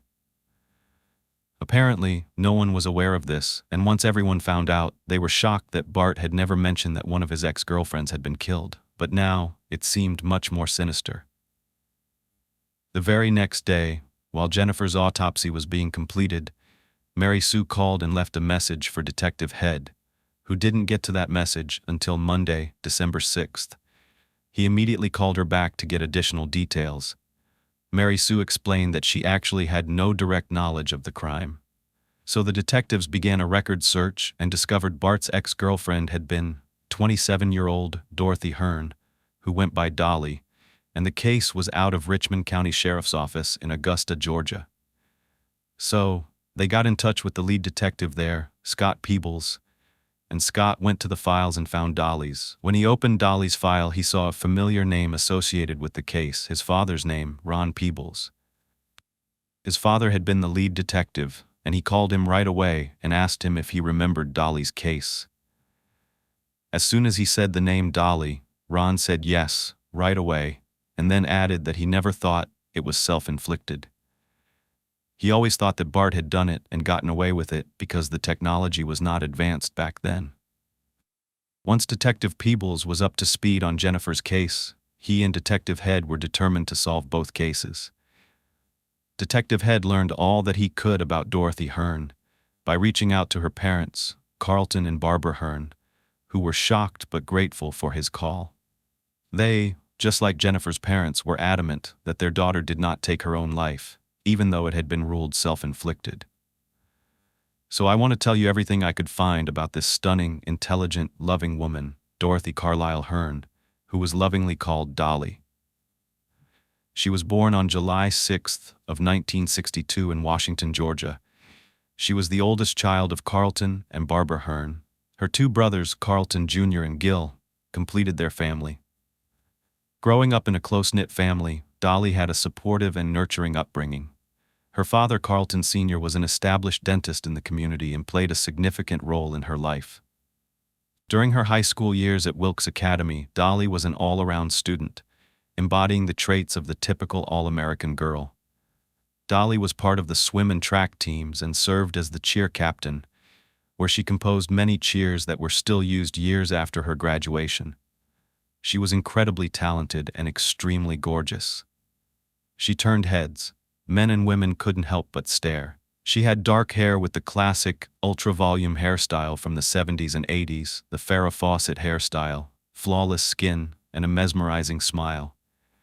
But she was more than just a pretty face. She even had a pet peacock growing up, and that was so Dolly. Once you get to know more about her, she grew up in a colonial-style home on 160 acres. She was athletic, artistic, and she even painted the banner that the football players would run through before a game. She played piano, sang in the choir, and even appeared in theater productions throughout high school. As a child, Dolly discovered her talent for sewing and cross-stitching, which led her to create beautiful pillows and tapestries. One of her most memorable creations was actually a poem that she crafted for her father on Father's Day as a gift. She spent hours working on it. Dolly also had a great personality and a quick wit. She loved playing pranks on her friends and created hilarious and memorable moments. One of her most famous pranks involved placing pink flamingos on people's lawns. Another time, Dolly packed a friend's car full of balloons, so when they opened the door, they would fly out. However, none of these pranks were quite as memorable and hilarious as Claudine, which was the name of Dolly's mannequin. Yes, she had her own mannequin, and she would dress it up and drive it around in her Volkswagen Bug. Dolly and her older brother, Gil, teamed up to create this unique character, and the mannequin's hands were crafted from dental material and molded into the shape of gloves from Dolly's father's dental office. She would drive around town with Claudine's face pressed against the window. I think that's kind of scary, and it would cause people to do double takes, but then they would smile when they realized it was just a joke. When Dolly graduated from high school, she brought Claudine to her friend's graduation party and dressed the mannequin in a cap and gown. It kind of reminds me of Weekend at Bernie's, if you know, you know. But Dolly loved to laugh, and she was a huge fan of comedian Steve Martin and Dan Aykroyd. Dolly also loved indulging in daytime soap operas, and she would get so excited it was infectious. She got all of her family and friends hooked on watching them. One time, Dolly joked that she felt the writers for soap operas picked the character's name from a nature book, since they were all named Brook, Thorn, or Lake. Throughout her life, Dolly loved many things, and her room always reflected that. No matter where she lived, her rooms were always decorated with cat posters, plushy toys, and roses, her favorite flower. After Dolly graduated from high school, she wasn't really sure about what she wanted to do with her future. She just liked so many different things, but she knew that whatever path she chose, she wanted to make a positive impact on others. In 1980, Dolly decided to enroll in North Georgia College, located 2 hours away from her home. Unfortunately, North Georgia really did not work out for her, so she decided to explore other options. The next college she attended was Mercer College, but no matter which school she went to, every summer and Christmas vacation, Dolly would assist her father, Dr. Carlton Hearn, at his dental practice.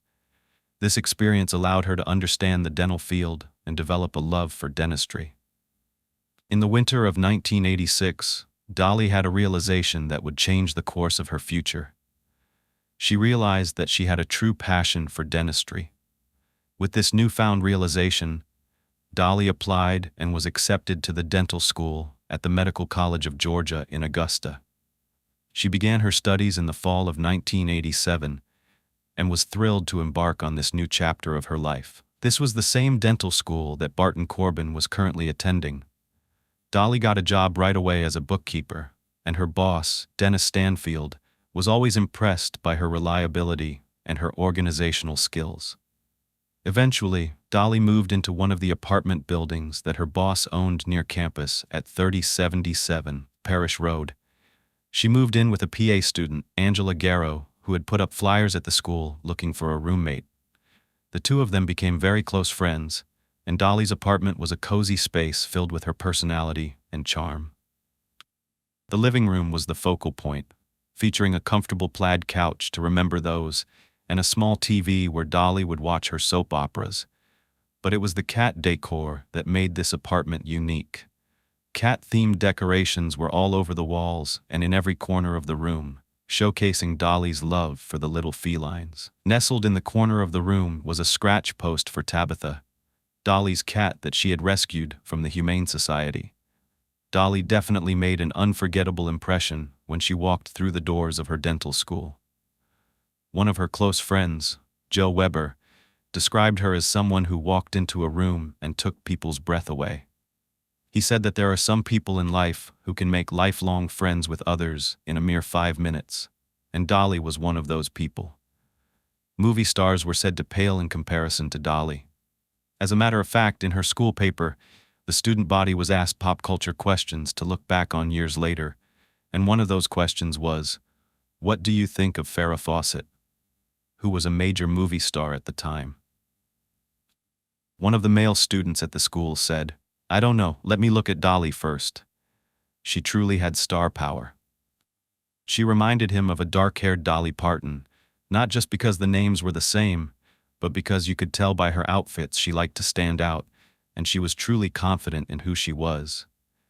She captivated an audience just walking into a room. It's like, from head to toe, the way she looked told a story without her even having to say a word. But I think it's because of who she was and what I learned about her. I remember reading that there was a guy in her dental school who thought, "Wow, that girl wears so much makeup." But then one day he got close up and he realized that she wasn't even wearing makeup that day. She was extremely beautiful because those were her natural features. Of course, she did love wearing makeup, and she stood out when she spoke because she had that distinctive southern drawl. I just wish that she hadn't crossed paths with Bart. They met in early 1989. She was in the latter part of her second year in dental school, and Bart was a junior. Even though he was about a year younger than Dolly, he came off as very ambitious. Just like Dolly, Bart turned heads in his own way with the ladies. He was definitely one of the most eligible bachelors, and their chemistry was undeniable. They were instantly and equally attracted to one another, and they seemed to complement each other, even though their personalities were a little bit opposite. Dolly was very friendly and approachable, while Bart was more serious and reserved. But over time, he came out of his shell, and Dolly fell deeper and deeper in love with him. They seemed more infatuated with each other than anything else. Throughout the summer and into the fall, when Bart went into his final year of school and Dolly began her junior year, he would pick up Dolly on his motorcycle. They were both dressed in black leather outfits, and soon he was hanging out at Dolly and Angela's place all the time. Things were going well, but then, only 6 months after they started dating, Bart shocked Dolly by proposing. She was completely caught off guard. As much as she enjoyed Bart's company, she definitely wasn't ready to get married or settle down with him. She was only 26, and she felt like she had a lot more living to do. She was really focused on school, but Bart insisted it would be fine. He would be graduating when the summer came around, and he would be a dentist soon. He would be making a decent income. But that was all about him, and Dolly was confident in her own future success. She felt pressured. Bart seemed to focus so much on money, whereas Dolly was becoming a dentist because she truly wanted to help people. It turned her off that he was so motivated by something completely different than her. Even though she was flattered that Bart proposed, she politely turned him down. She didn't want to break up, she just wanted to slow down. They stayed together, but over time, Dolly began to distance herself. She wasn't sure that Bart was the one for her, especially because of his jealousy and possessiveness. Anytime she was working with a male student on a project or hanging out with friends, especially if they were men, Bart wanted to know what she was doing and who she was with every minute. She started to feel smothered. Bart started to resent how much attention Dolly got, and he became obsessed with her. His displays of affection were excessive. He would be hanging all over her, kind of like to claim her or mark his territory in front of people, and it started to suffocate Dolly. It became clear that Bart's expectations and desires for their relationship were not aligned with Dolly's long-term plans. So in October of 1989, she decided to break up with Bart. She felt terrible, but she told her friends he was making her feel uncomfortable. Bart begged her not to leave him. He told his close friend Eric that he was so heartbroken, he wasn't taking the breakup well at all. It was all he talked about. He would refer to it as the Dolly situation. And he would sit at Eric's, obsessing over her for hours, talking about who she was seeing and what she was doing. He was trying desperately to win her back, and he was really angry that Dolly didn't seem sad that the relationship had come to an end. Instead, she was just smiling, happy, and confident, like she always had been. Bart actually went to church, not because he regularly did, but he was there to get on his knees and pray to God that Dolly would marry him. He would walk around in tears and then tell his friends that he would just sit around all alone in the home that he planned to live in with Dolly. Now, he was just waiting for her to change her mind. But what worried those close to him was that he had handguns. He had mentioned having guns in the past, and some people thought that he was unstable and would try taking his own life. Over time, the guilt-tripping and concern for his well-being pulled on Dolly's heartstrings, and she ended up taking him back against the advice of her friends, who called Bart messed up. Over time, she saw that she really couldn't help him, so she ended it for good in November, focusing entirely on her studies, but Bart was just sulking in his own self-pity. It was that same month that the tranquility Dolly sought was disrupted. Strange things started happening to her. First, it was a window that was open, even though she knew she had closed it. Then, things started going missing from the apartment. Later, her car was even keyed. Dolly wasted no time going down to the Richmond County Sheriff's Office to make a report. When officers went to her apartment, they discovered that one of the heavy glass patio doors was off its track. This indicated that someone had lifted it after opening the unlocked screen door. This discovery made Dolly believe that Bart was responsible for this incident. However, there wasn't any evidence linking him directly to the break-in. The police officers advised Dolly to place a thick wood piece into the sliding door to prevent anyone from being able to lift it and gain entry into her house again. 3 weeks later, Dolly and Bart were seeing new people, and it seemed that the strange incidents had stopped, at least for now. He had apparently moved on and started dating someone new, a 23-year-old girl named Mitzi, whom he had been flaunting around town. He even brought her to a dental school Christmas party. It seemed like Bart was trying to make Dolly jealous. Instead, Bart flew into a rage over seeing Dolly dancing with other men. When she came out to her car, her tires had been slashed, and she had 2 broken fog lights. Again, she filed another police report. But it was only a couple of weeks later that her mailbox was broken into, and a box of her business cards had been stolen. This time, she gave the police Bart Corbin's name as the person that she suspected of harassing her. But she felt terrible. She didn't want to get Bart in trouble because she knew it would risk interfering with his dental career. Once again, Dolly would let it go. During Christmas break, Dolly actually went back home to visit her parents, but the harassment seemed to follow her. She was out one night when her car started driving oddly. When she had a mechanic look at it, he told her that someone had poured paint into her gas tank. It was at this point that she confided in her father that she didn't feel safe and that she was being harassed. That's when he gave her a .38 caliber revolver to take with her for protection. Her dad and brother taught her how to fire it, and she brought it back to her apartment after the holidays. Her dad later confronted Bart and warned him that he better not be bothering Dolly, but things only got worse in the new year. In January 1990, more stress started piling up. Someone had taken sensitive personal files of 2 of Dolly's patients, and later the school maintenance worker found the patient's charts in the trash. This discovery shocked Dolly. She was meticulous about filing her charts and protecting her patients' privacy. This violation worried Dolly. She feared the potential breach of confidentiality and the consequences it could bring for her patients and her reputation. She was working so hard in school, hoping to move into a successful career, and it seemed like someone was trying to interfere with that. Despite the setbacks, Dolly remained determined to focus on her studies. At the time, she was working on a set of dentures. These would contribute to her grade, but they were also a significant achievement for her that went toward her graduation requirements. She had been collaborating with an older woman who had visited the university's dental office on several occasions during the year to get her measurements done by Dolly for the project. However, not long after Dolly returned from winter break, she noticed that over $1,000 in dental supplies had gone missing. As if that wasn't bad enough, someone stole the full set of dentures that she had been working so hard on. Even though the value of the materials taken from the dentures was only about $110, the time that she had invested in that project was not replaceable, and she felt completely helpless. The loss of the materials and the dentures would disrupt her studies and threaten her ability to graduate on time. Dolly knew that her ex-boyfriend Bart was most likely the culprit, but without concrete evidence, Dolly found herself in a difficult situation. Even when she went down to the dean's office, he told her that without proof, there was little they were going to be able to do.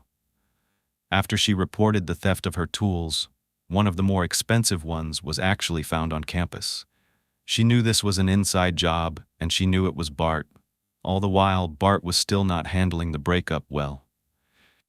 The girl he'd been seeing dumped him, and soon he showed up outside of Dolly's door at 4 a.m., screaming at the top of his lungs and knocking erratically. Dolly was so frightened that she called the police, but Bart ran off before they even got there. So she came up with a plan. She was determined to gather proof that Bart had done this. She hid a microcassette recorder in her lab coat, knowing that she could capture any incriminating conversations on tape. Armed with this secret weapon, she confronted Bart at school about the missing dentures and the missing tools. During the confrontation, Bart displayed a calculated demeanor and seemed hesitant to admit taking the dentures. However, the message was loud and clear. He suggested that Dolly would be better off not looking for them because they were already gone. By saying this, Bart was implying that he was the one who took the dentures without actually outright saying it. How frustrating it must have been, knowing that Bart was behind this, but not being able to prove it. Even some of her classmates began thinking that she was obsessed with him and that she was just being paranoid. Can you imagine? That's a lot of stress, which is one reason people would later claim they thought it was possible that Dolly ended her own life. But those closest to her knew better. It didn't stop after this. Dolly showed up at her class with her eyes watery and bloodshot. She was nearsighted and wore contact lenses, but she noticed something really strange when she inserted the lenses that morning. They were not comfortable, they were scratchy, and her eyes began to burn. Her lab partner and classmates were trying to figure this out. They were determined. Remember, they were becoming doctors, and they knew a lot about science, biology, and chemicals. They were trying to find out if maybe her solution had expired. So they smelled it, and it smelled like hairspray. Everyone was taking a whiff, and they thought for sure someone had tampered with their contact lens solution. Well, it turns out her roommate experienced the exact same thing that morning with her contact lens solution. This is serious. Hairspray could have caused damage to Dolly and Angela's eyes, but luckily neither one of them had any lasting issues. But when Dolly got home that night, she noticed the wooden piece was still in the sliding glass door, indicating that no one had forced their way inside. This discovery led her to believe that whoever had broken in must have a key. The final straw was when something happened to Dolly's beloved cat. She took Tabitha, an indoor cat, with her everywhere, even to her dental school, and Bart knew how much Tabitha meant to Dolly.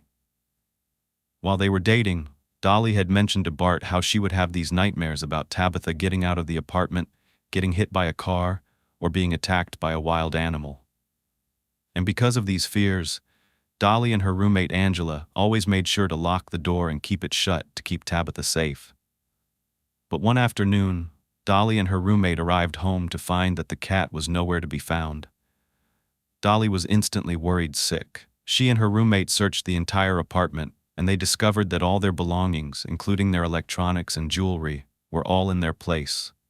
However, Tabitha wasn't there. Panic set in, and Dolly realized that Tabitha must have escaped somehow. but she knew that Angela and her always kept the doors and windows secure.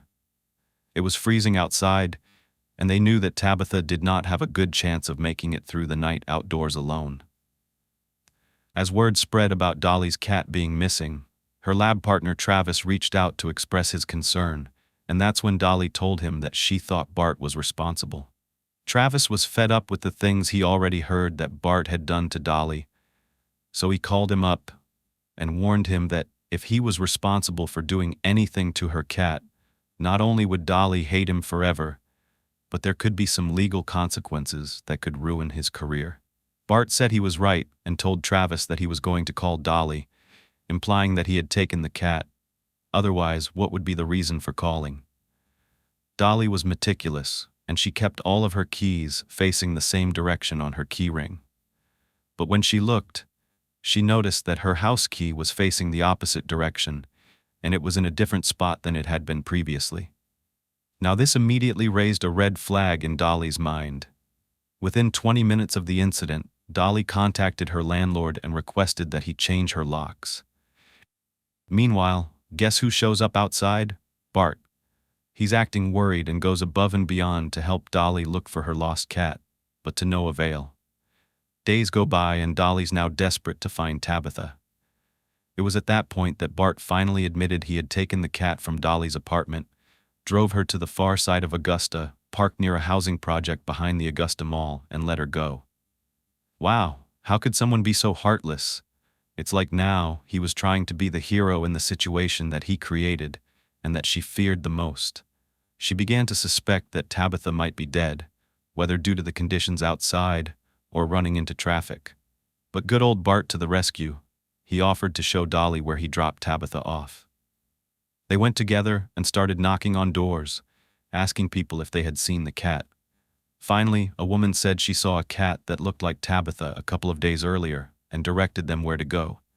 That's when Dolly spotted a cat from afar, and she called out Tab with his name. To her surprise, the cat ran towards her. When she looked, it turned out it was Tabitha.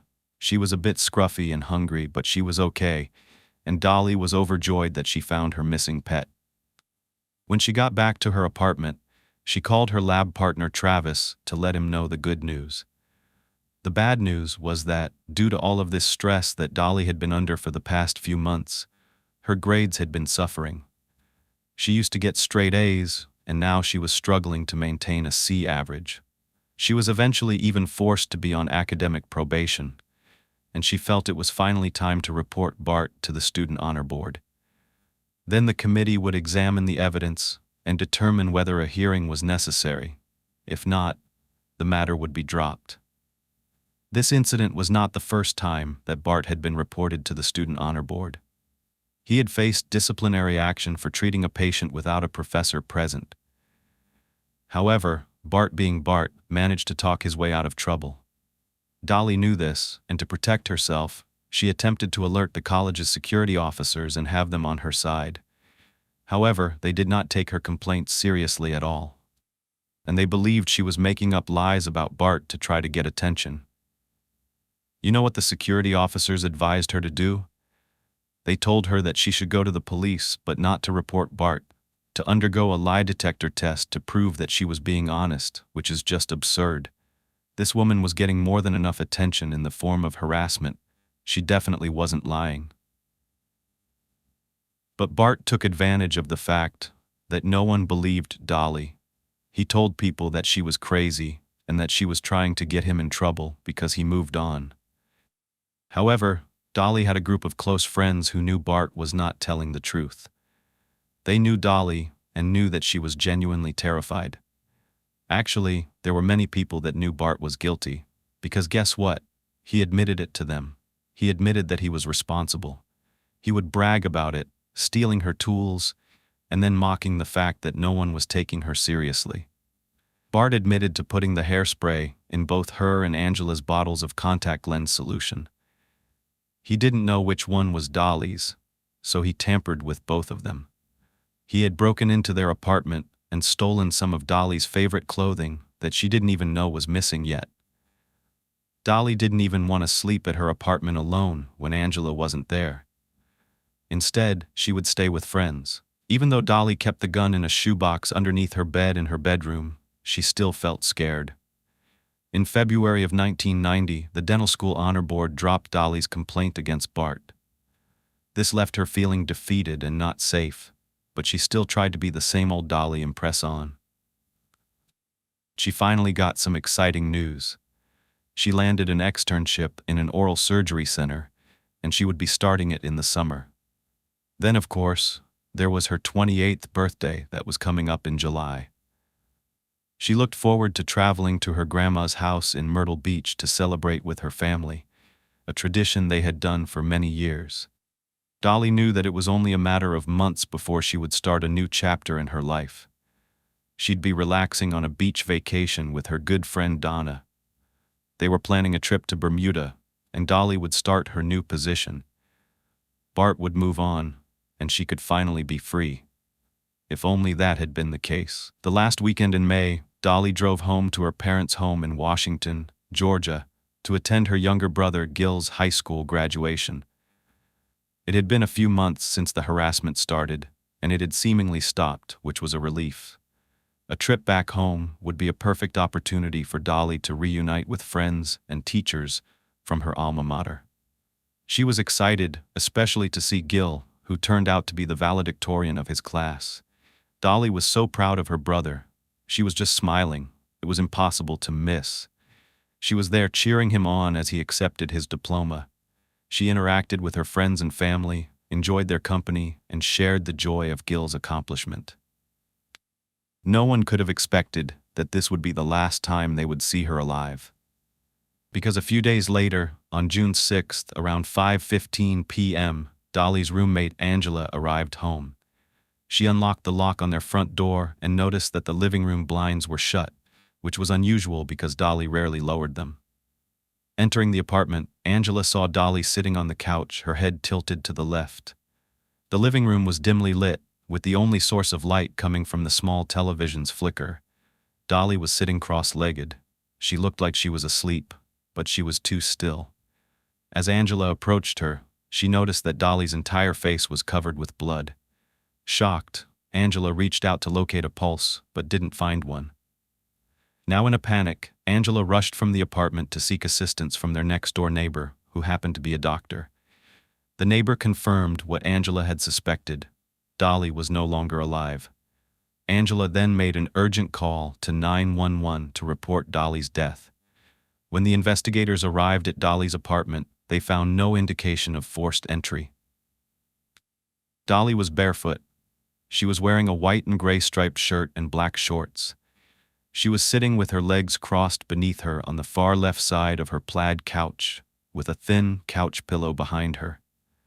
She was slumped over to the left, where another 2 small pillows were to her side between her body and the arm of the couch. Her head was hanging to the left, over her left shoulder, with blood running downward from her gunshot wound and across her face, then down her left side and onto one of the pillows beside her. The wound was to the back of her right temple, and this was approximately the same area that Jennifer Corbin's wound was. There was also blood spatter on Dolly's folded knee and her upper thigh on her left leg. Her hands had fallen into her lap, where the investigators discovered a .38 caliber revolver. This was the same firearm Dolly had been given by her father for protection. It had the capacity for 5 bullets, and there were 4 still inside, with the missing one killing Dolly. This was very similar to the way the revolver was in Jennifer's case as well. And keep in mind, they were both .38 revolvers, almost the exact same style gun.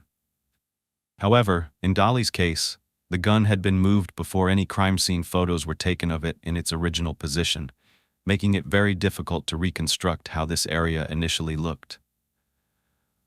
Unfortunately, blood spatter analysis was not available at the Richmond County Sheriff's Office back in 1990. Without this crucial tool, investigators faced a lot of limitations in analyzing the crime scene. And it actually wasn't a crime scene, but I'm going to get to that in just a moment. They couldn't determine whether the gun was fired at close range or further away. Based on the evidence at hand, the detectives believed that Dolly had taken her own life, and that belief was confirmed when the autopsy report came back a few days later. The pathologist ruled that 27-year-old Dolly's death was self-inflicted, a determination her family adamantly denied could be true.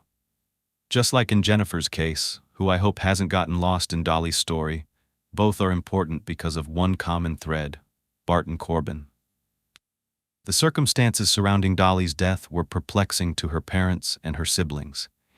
They recalled seeing her days earlier at her brother's high school graduation, where she was content and happy, planning for her future. If you're wondering what happened to Dolly's cat Tabitha, when her body was being removed by the coroner on a stretcher, her poor cat was running around confused and scared. Angela picked her up and she began to cry over and over again. It was really sad. Eventually her parents took her home with them, and they vowed to give her the best life possible. But like I told you, this wasn't a crime scene. There was no crime scene tape set up, and there wasn't really an investigation being done in this case because the coroner went in. He was there for just a few minutes and ruled that it was self-inflicted, and that was that. But they did snap a few pictures of Dolly's body, the gun, her purse on the floor nearby, and some file folders that had fallen to the side of the couch. Now, they did want to at least determine the circumstances surrounding her death by talking to her close friends and family. They reconstructed a timeline of her last known whereabouts and activities. Early in the day on Wednesday, June 6th, Dolly restored a piece of furniture out on the patio for a little while. Then she headed to a local store and bought ingredients to make her favorite pumpkin muffins. When she returned home, she threw away her shopping bags and then made her way to the kitchen. She went to the freezer and got a package of chopped meat she intended to use for a spaghetti sauce, a recipe she had perfected over many years. Dolly set the package of meat aside so it could thaw. While waiting, Dolly took a moment to relax and watch TV. A little after 1 p.m., the doorbell rang. It was the property manager's assistant. She was asking Dolly for a spare key to the rental office that she knew Dolly kept on hand from when she used to work for the landlord.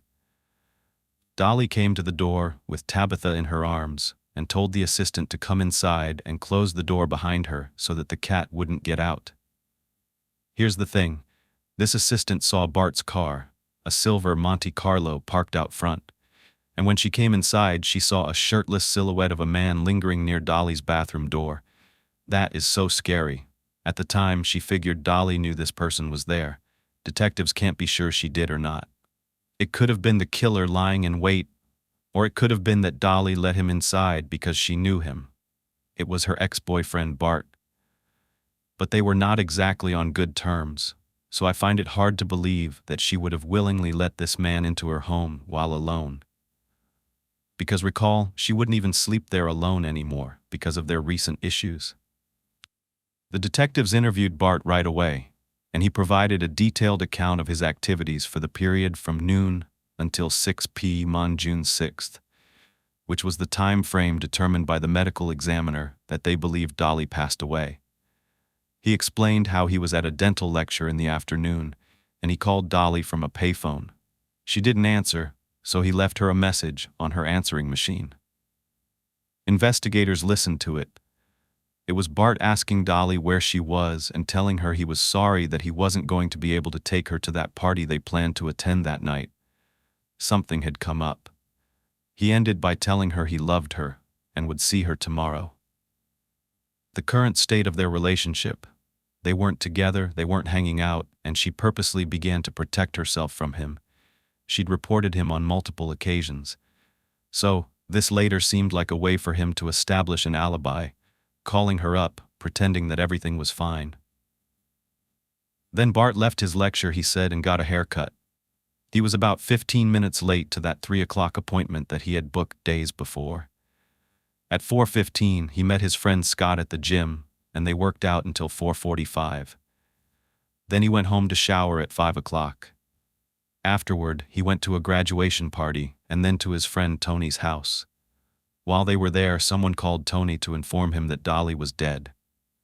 Tony and his friends didn't know how they were going to tell Bart the devastating news because they knew that he wasn't in a good place mentally, and they didn't want him to harm himself. In his friend's words, he had no coping skills. So Tony decided to drive him to his friend Eric's house. On the way, Bart was told the news, and they said his reaction was one that you would expect. He was shocked, confused, and he even admitted that he was at Dolly's apartment earlier that day. Really? Because that's interesting. By the way, they're learning all of this from Bart himself, and they were able to corroborate some of it with his friends. As he's being interviewed, he tells the detectives that he couldn't believe it. He didn't know how Dolly could have done that. He still didn't understand it. But what detectives thought was interesting was the moment that Bart found out that Dolly had supposedly shot herself. He said, she probably used the gun that her dad let her borrow. And as soon as that came out of his mouth, he started to get really upset and worried that there would be a full investigation into her death. He even told his friend he was worried it was going to look suspicious that he knew about that gun that she had in her house. He even went so far as to tell his friend Eric not to say anything to police. So if that's not suspicious, I don't know what is.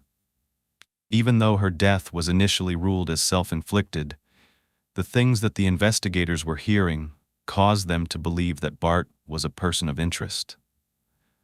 Some of the things that the investigators thought were interesting, given that they were hearing different things from Dolly's friends, is that Bart said that he was the one that broke up with Dolly. He was forced to end it, in his words, because he didn't want to stay in Augusta, and Dolly wanted to continue her studies and didn't want to move away with him. This man has the audacity to give the detectives reasons why he thinks Dolly took her own life, saying that her grades had dropped really low and that she was probably realizing that she was never going to be the oral surgeon she had dreamed about becoming. When they confronted him about all the reports that Dolly had made, he said that there were never any charges put against him and that someone had fabricated those stories, essentially blaming Dolly for lying about him doing those things and harassing her. Investigators were satisfied with their first interview with Bart, but after they started hearing from more and more people in his life and in Dolly's, they brought him in for a second interview, especially because of the fact that the assistant and other people had said that his car was parked outside of Dolly's apartment the day she was found dead. This time, he admits right away that he lied in the first interview because he didn't want the police to think that he had anything to do with her death just because he was there that day.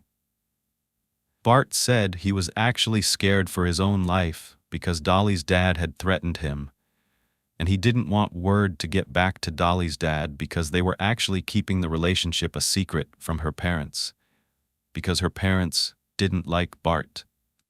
And I have to say, he comes up with some pretty convincing storylines. He had an answer for everything. The sad part about this was that there was no full-blown investigation done, so a lot of people were never interviewed. It was only later that they admitted to things like Bart telling them he actually argued with Dolly on the day that she died, that he wasn't just there, but that there was an argument between them. A lot of the things I'm telling you came out over the years, after people were being interviewed by newspapers and journalists, and even a private investigator that was hired by Dolly's family. So, what they gathered after their second interview with Bart was that he admitted that he was over her apartment that morning. Dolly let him in willingly, and they had a conversation for about 30 minutes. Then he went to run some errands. He went back and forth to dental school where he was sterilizing some tools, went to lunch, picked up some dentures at the dental supply store, and then he said he went by Dolly's complex again that afternoon. But it wasn't to go into her apartment. It was to knock on her neighbors' doors in order to locate potential subjects for the estate board exam. This consisted of him actually having to do some dental work on patients. This seems very odd. I think it was just another false alibi. This was to create a reason for his car being close by. On June 9th, 3 days after Dolly died, Bart graduated from dental school, and he was all smiles and carefree as he celebrated at a friend's wedding. The very next day, and then on Monday, June 11th, Bart packed up all of his belongings and moved out of Augusta, Georgia. To the outside world, Bart seemed to be unaffected by the loss of Dolly Hearn, a woman that he claimed to be in love with. Dolly's family hired their own pathologist and private investigator to look into what happened to their daughter. The private investigator spoke to Dolly's friends and classmates, who all said that she was in good spirits and gave no indication that she had plans to take her own life. They all mentioned that Dolly had a difficult relationship with her ex-boyfriend, Bart. However, the pathologist hired by the Hearn family concluded that Dolly had shot herself. It didn't matter. Dolly's parents, her brothers, and her friends continued to believe that their daughter, their loved one, did not end her own life. They were certain that she had been murdered, and that Bart Corbin was their primary suspect. Dolly was buried in a historic cemetery only a few minutes from her parents' home in Augusta, Georgia. Shortly after graduation, Bart Corbin left Augusta and moved to Beaufort, Georgia, where he would eventually meet his future wife, Jennifer, who is now also deceased with what was initially considered a self-inflicted gunshot wound to the head. Either he was just the most unlucky man alive, a victim of circumstance, or he was a cold-blooded murderer. When Detective Pebbles contacted Dolly's parents, they pretty much said they were waiting 14 years for the opportunity for someone to take Dolly's case seriously and truly investigate it. The current issue was that there was no physical evidence linking Bart, the prime suspect, to the crime scene. If there was, even back in 1990, nothing was collected, so it couldn't even be compared to anything currently. However, they were determined to find new evidence to prove Bart's guilt. At the time, investigators took only a few of the images commonly used today. In Dolly's case, there were only 20 pictures available for people to review. Despite these limitations, Detective Pebbles felt that something was off with the blood spatter at the scene. Detective Pebbles was aware that blood spatter analysis and the technology surrounding it had grown a lot since the 90s, so he went out and found a blood spatter expert, Dwayne Piper, to take a look at those same photographs taken over a decade earlier. To set the stage for you, we're talking about this man, probably sitting there with a magnifying glass, looking at these photos again and again, corner to corner, up and down, trying to find anything significant, and guess what? He found something right away. There was no blood on Dolly's right hand, and that's exactly what they found in Jennifer Corbin's case as well. If Dolly had shot herself, there would be blood spatter and blowback on her hand, and there was none. As a matter of fact, there wasn't even blood on the weapon or any gunshot residue on Dolly's hands. He concluded that Dolly's arm had been by her side when she was shot. In addition to that, he noticed that the blood on Dolly's left thigh was not spatter from the gunshot. Instead, this was a transfer stain.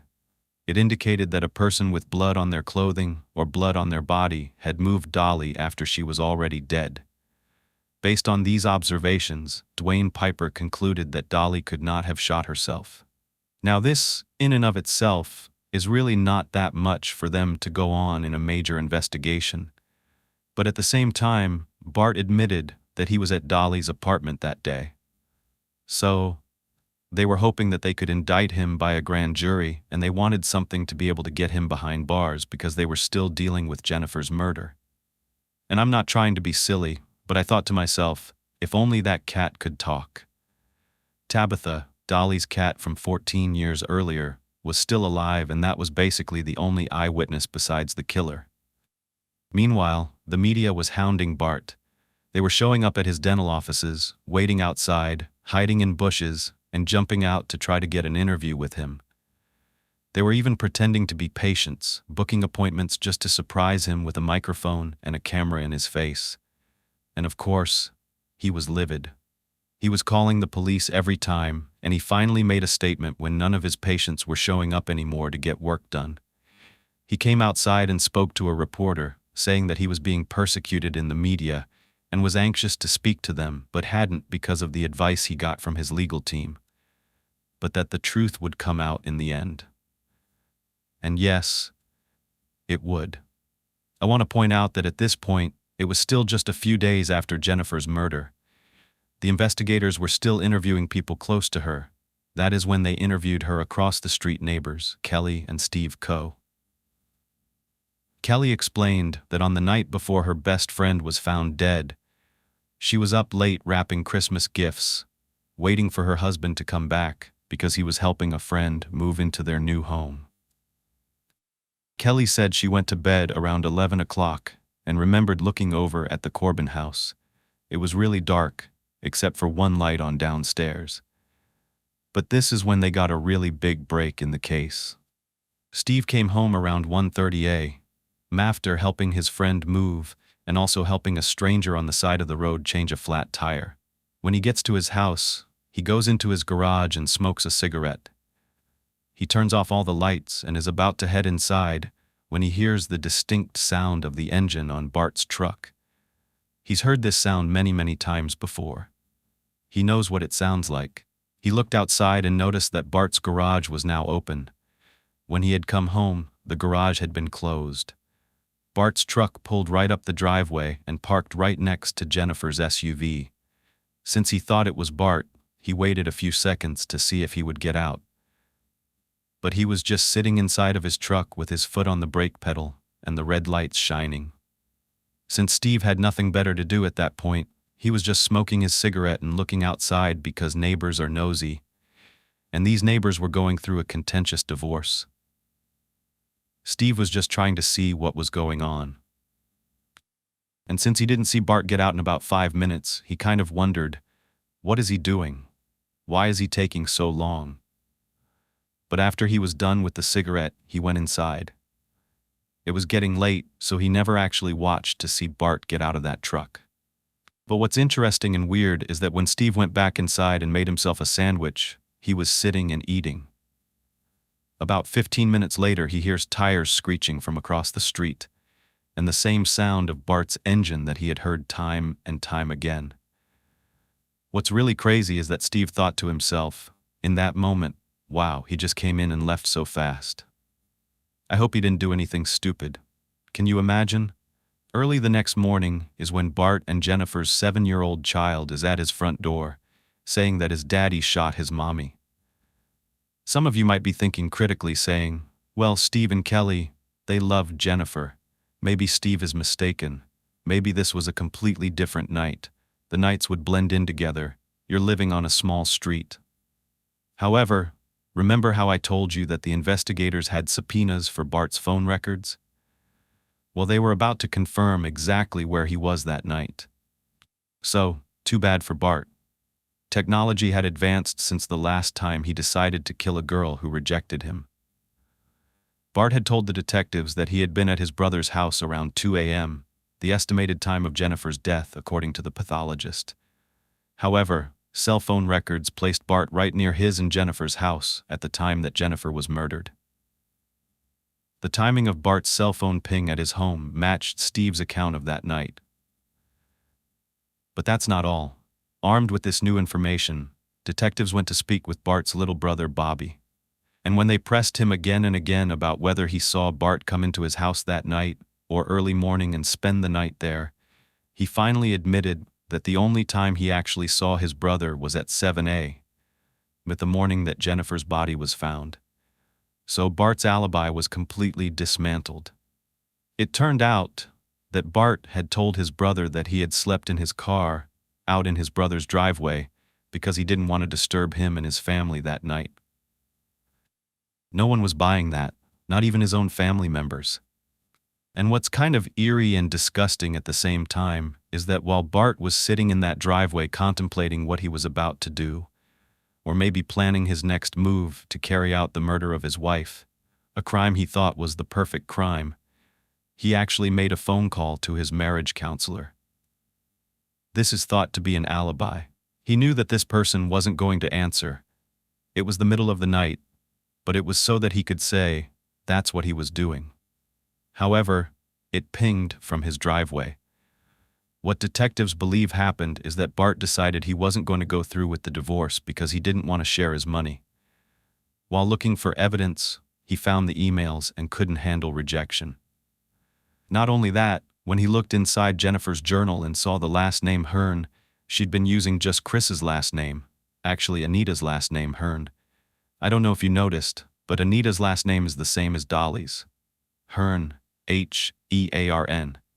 This is just a mere coincidence. There is no relation between these two people. However, detectives believe that this may have triggered Bart. He might have thought that Jennifer had gotten to the bottom of something regarding Dolly's murder, and the person she was corresponding with was someone related to Dolly, giving him more of a reason to get rid of Jennifer. So, he drove up to the family home in the middle of the night, around 1:30. When Steve saw him, he went in the house through the open garage door. At that time, he expected Jennifer to be asleep, so he went into her bedroom, probably creeping up there to make sure she was in bed. Then he picked up a pillow, put it to the back of Jennifer's head while she was asleep, aimed the gun, and pulled the trigger. He then staged the scene to try to make it appear like it was self-inflicted. He did everything the way he did in Dolly's case because he knew that he got away with it. Everything from slumping her on the left side to putting the gun within reach of her right hand, even the position of where he shot both of these women and the type of gun used. But that's the thing. Where did the gun come from? How could they connect him to the gun? That was the challenge, so they had to keep digging. But ironically, on December 22nd at 9 a.m., Bart Corbin's 41st birthday, a warrant was issued for his arrest for the murder of Dolly Hearn. Jennifer Corbin's case was still being solidified by the district attorney, but Bart was apprehended while he was coming out of his dental practice with his now girlfriend, used to be his mistress, and they were getting into her Chevy Suburban with her driving. So I guess that's a common thing. He has his girlfriends, or his wives, or his mistresses drive him around. A SWAT team surrounded her vehicle with their guns drawn, and they yelled for Bart to get out with his hands up. They handcuffed him and put him under arrest. I'm going to get to Jennifer's case and those charges. That Christmas, after Jennifer was murdered, her family and friends were determined to make this season as special as possible for her two little boys who lost their mother. Dune and Dylan were showered with gifts, even from strangers who had heard about the tragedy and wanted to offer their support. Heather, Jennifer's sister, did her best to help them adjust to a life without their mother. She was irreplaceable. It was so very difficult. Heather did so much. She decorated the tree with the boys and hoped to bring a sense of normalcy and tradition to the holiday season. It was important for Heather to retrieve those gifts that Jennifer had purchased, that she had wrapped for the boys and put in the attic. But at the time, this was before Bart had been arrested. He had refused to let any of Jennifer's family members into the home. Max, her father, decided to take matters into his own hands. One evening, he broke into the house, climbed through a window, and gained access to the attic. Max retrieved all of his grandson's gifts that his daughter had bought for them, boy clothes as well, and he brought them back to Heather's. Unfortunately, at the time, Bart found out and reported the robbery to 911. However, the police did not press any charges because they realized that Max's actions were motivated by his desire to ensure the well-being of Dalton and Dylan during what was already an extremely difficult time.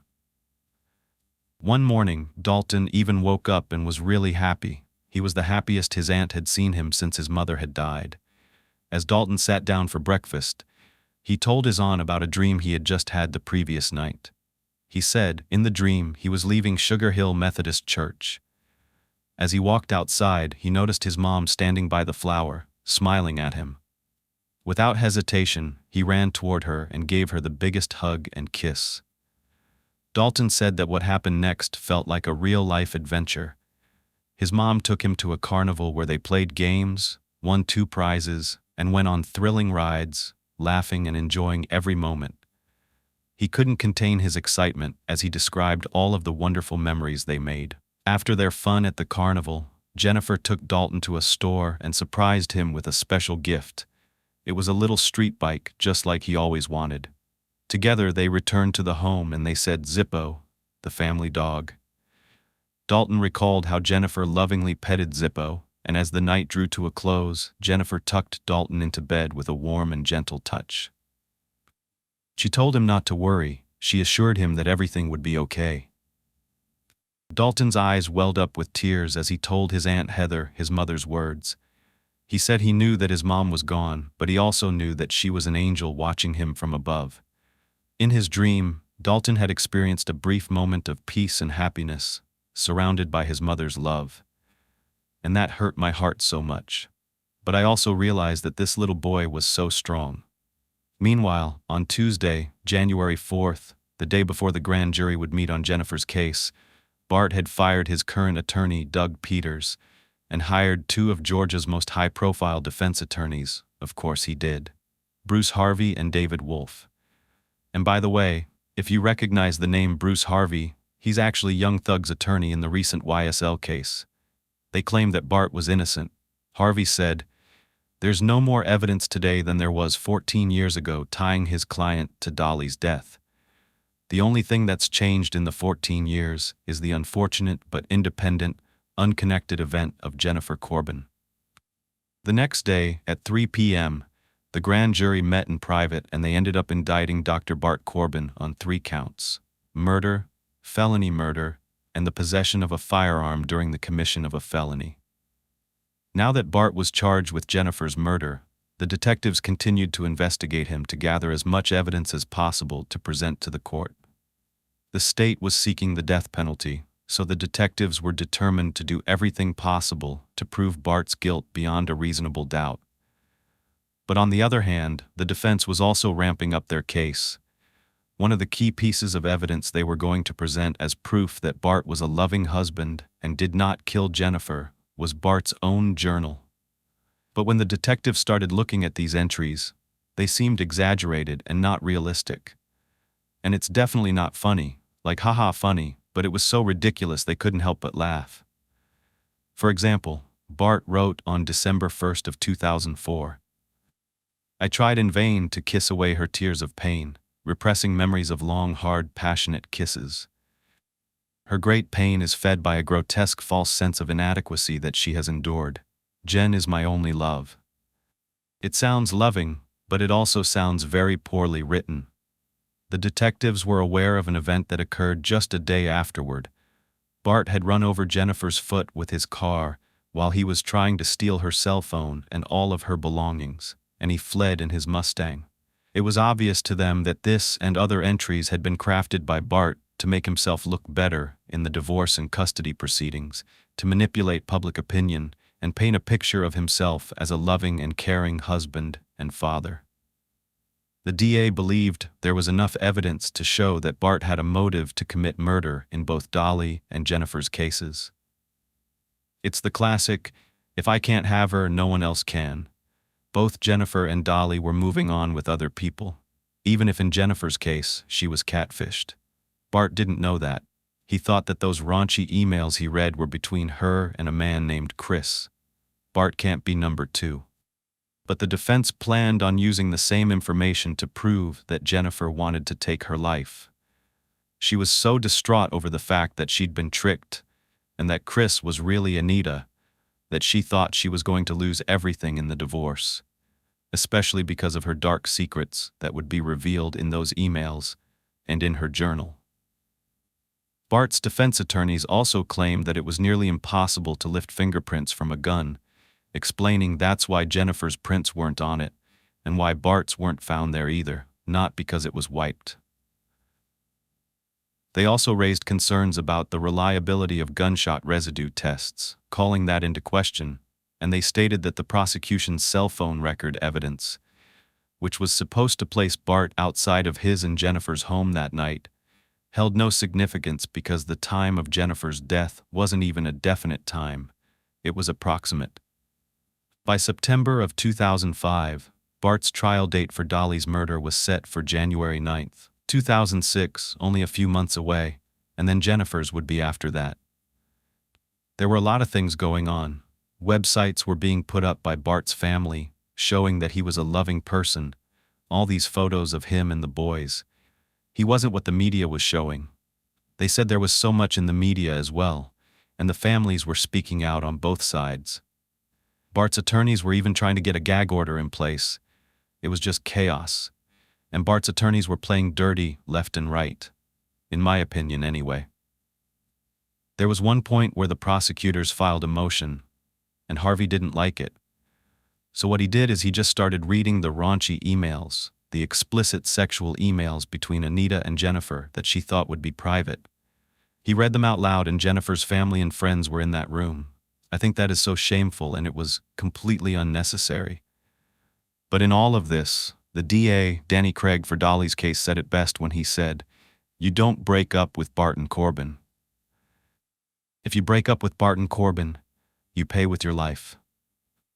Right when Dolly's trial was supposed to begin, there was a huge announcement that Bart would actually be tried for Jennifer's case first, and then Dolly's, because more time was needed for the attorneys to gather information, since it had been over 15 years in Dolly's murder.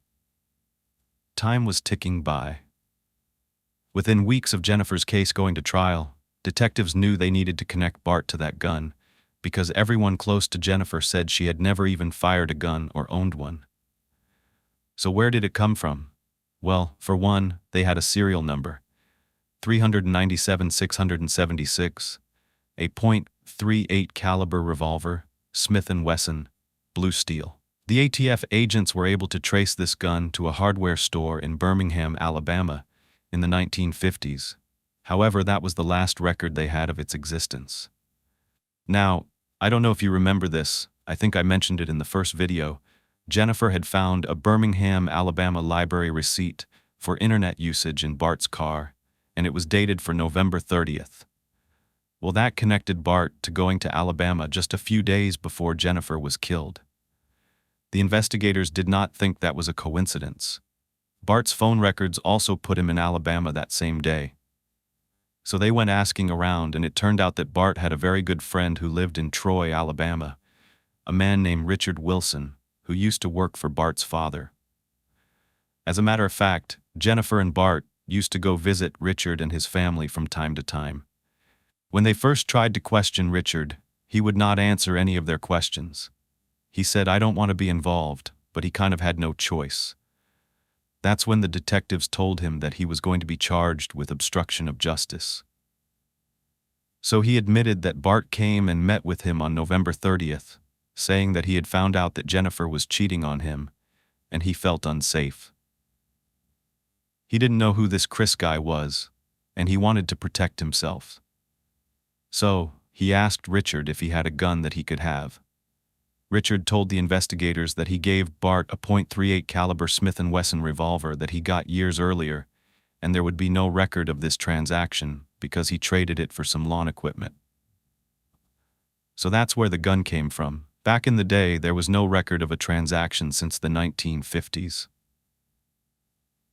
When they showed Richard a picture of the gun that was used to kill Jennifer, he confirmed that that was the one he gave to Bart.